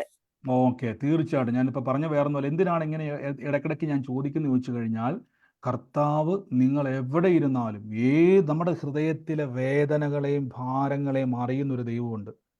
ആ കർത്താവ് നമ്മളെ കാണുന്നുണ്ട് എന്നതിനുള്ള തെളിവുകളാണിത്. എന്നോട് കർത്താവ് പറഞ്ഞൊരു സംഭവം എന്നാണെന്നറിയോ, ഈ വീടും വിൽപ്പനയും മാത്രമല്ല, കുറേ നാളുകളായിട്ട് കുടുംബത്തിൻ്റെ അകത്ത് ഒരു സ്വസ്ഥതയില്ല. എത്ര കൂട്ടിച്ചേർക്കാൻ നോക്കിയാലും ഒന്നും ശരിയാകുന്നില്ല. എത്ര കൊണ്ടുവന്നാലും ഒന്നും മതിയാകുന്നില്ല. എവിടെ തൊട്ടാലും മുഴുവൻ സ്ഥലങ്ങളിലും നമുക്ക് വിഷമങ്ങളാണ് ഉണ്ടാകുന്നത്. ഒന്നിന് പുറകെ ഒന്നായിട്ട് ഇങ്ങനെ പുറകെ വരുന്നത് പോലെ ഓരോ വിഷയങ്ങളാണ്. എന്നോട് കർത്താവ് പറയുന്നു, ദൈവം ഇടപെടാൻ പോവുകയാണ്. കർത്താവ് എന്നോട് ഇടപെടാൻ പോകും. ദൈവം എന്നോട് കാണിക്കുന്ന ഒരു മാത്യൂസ് എന്ന് പറയുന്ന ഒരു വ്യക്തിയുടെ ഇങ്ങനെ സാന്നിധ്യം മാറിപ്പോകുന്ന ഒരു കാഴ്ചയാണ് ഞാൻ കാണുന്നത്. ദൈവത്തിൻ്റെ കർത്താവ് ഇന്ന് ആ വിഷയത്തിൻ്റെ മേൽ ഇടപെടാൻ വേണ്ടി പോവുകയാണ്. തടസ്സങ്ങളെ ദൈവം മാറ്റിവിടുക, മറഞ്ഞിരിക്കുന്നതിനൊക്കെ ദൈവം മാറ്റിവിടുക. എല്ലാ അവകാശങ്ങളെയും ഇന്ന് കർത്താവ് ക്രൂശിലൂടെ നമുക്ക് തന്നിട്ടുണ്ട്. ഞാൻ പറഞ്ഞല്ലോ, നിങ്ങളോട് ഞാൻ എപ്പോഴും പറഞ്ഞു, നമ്മൾ അതുകൊണ്ടാണ് നിങ്ങൾ പ്രാർത്ഥനയോടെ കൂട്ടായ്മയിലിരിക്കുന്നത് ഞാൻ പറയുന്നതിൻ്റെ കാര്യം. ദൈവത്തിൻ്റെ ആത്മാവ് ആദ്യമായിട്ടാണ് ആന്റി പ്രാർത്ഥനയ്ക്ക് കയറുന്നത്, ആദ്യമായിട്ടാണ് പ്രാർത്ഥന പങ്കുചേർന്നത്.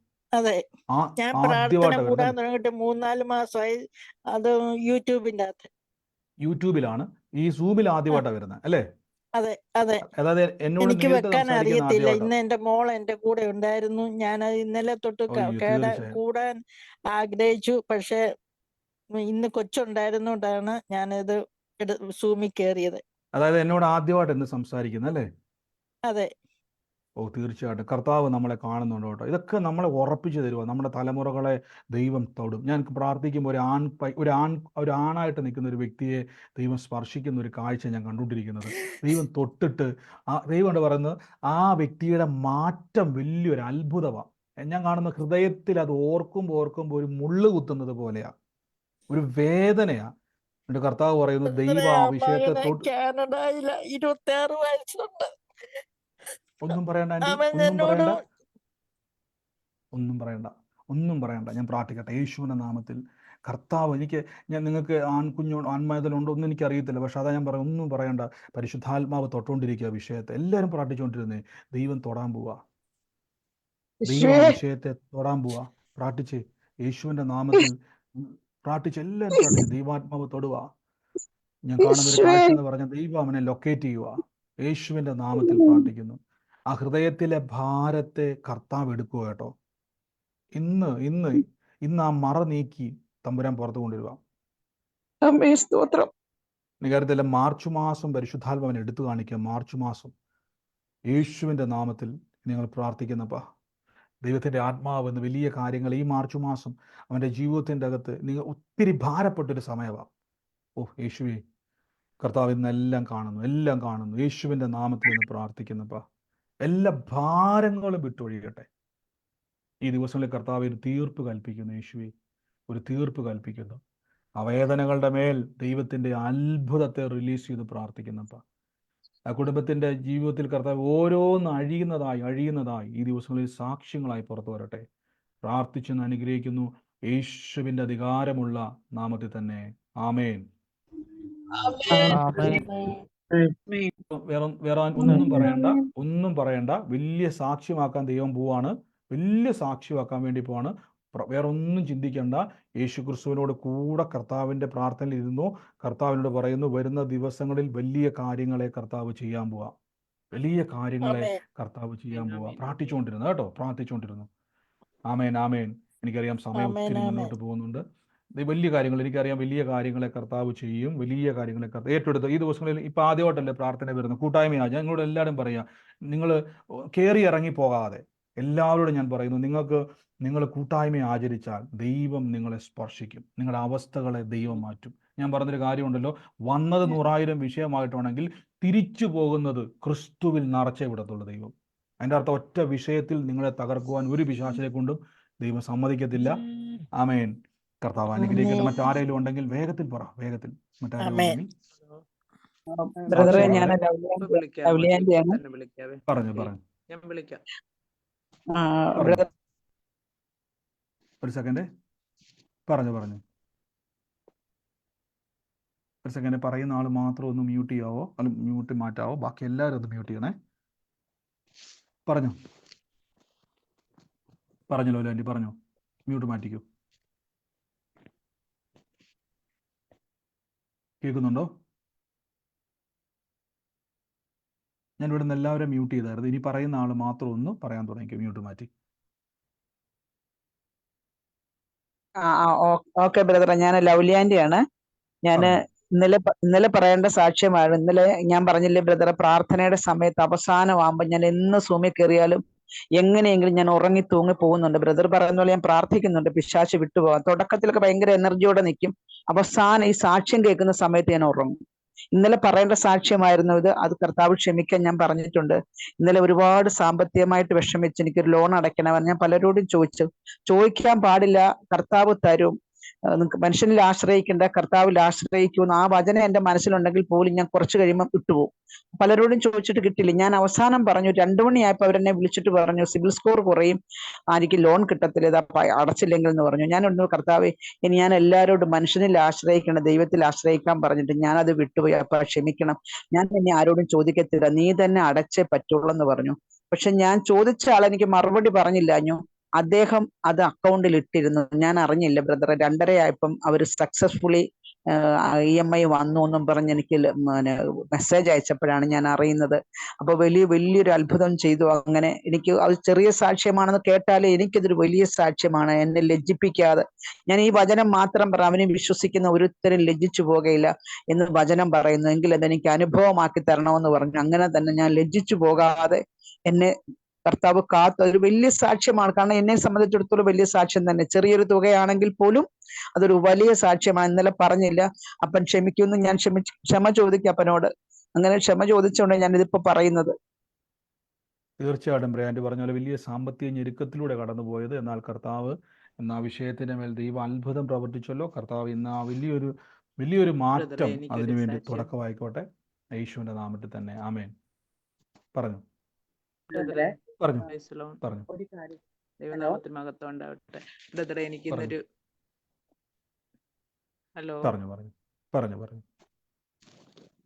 പറഞ്ഞു മിസ്റ്ററെ.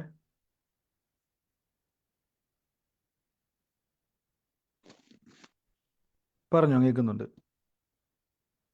ബ്രദറെ, ഞാൻ പറയട്ടെ, വേറെ ആരെങ്കിലും ഉണ്ടോ എന്ന്? ഇല്ല, പറഞ്ഞു.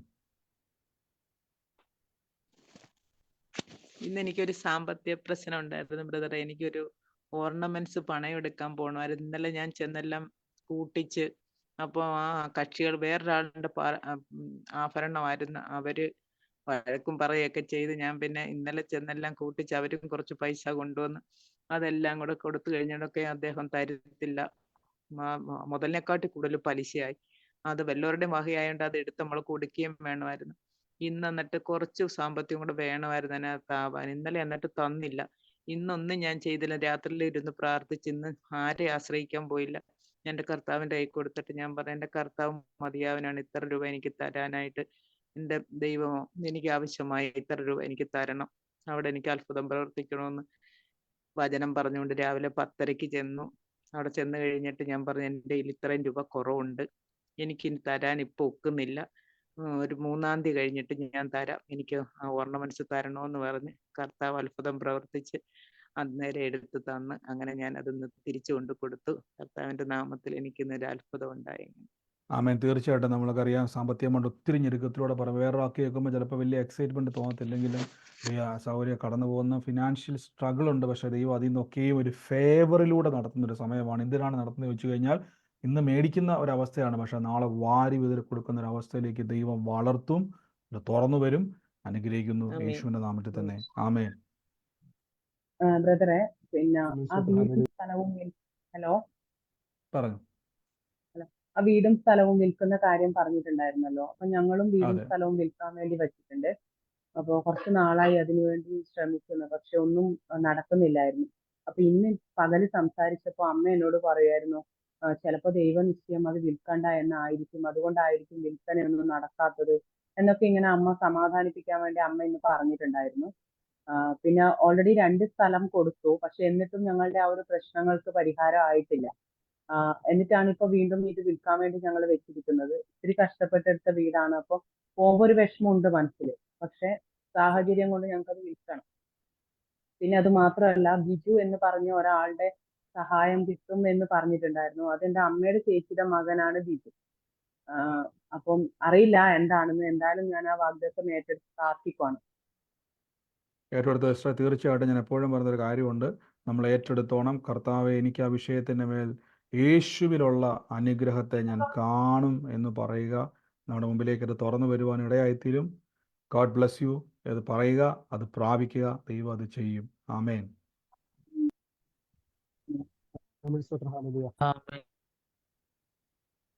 ഈ വേറെ ആരും പറയാനില്ലെങ്കിൽ ഞാൻ ഇതിന്റെ കൂടെ ഒരു കാര്യം കൂട്ടിച്ചേർക്കാൻ വേണ്ടി പറയുകയാണ്. ഇപ്പോൾ സിസ്റ്റർ ഷീന സിസ്റ്റർ പറഞ്ഞതുപോലെ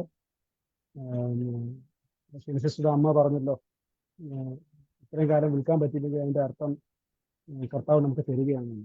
ഈ ഒരു കേസിൽ മുൻപ് ബ്രദർ കുറെ വർഷങ്ങൾക്ക് മുമ്പ് ബ്രദർ എന്നോട് ചില കാര്യങ്ങളൊക്കെ പറയും. കാര്യം ഞാൻ ചില വൈഫായിട്ടൊക്കെ വാക്ക് തർക്കങ്ങൾ ഉണ്ടാവുമ്പോഴൊക്കെ ഞാൻ ബ്രദറിനെ വിളിച്ചു. വിളിക്കുന്ന സമയത്ത് എന്നോട്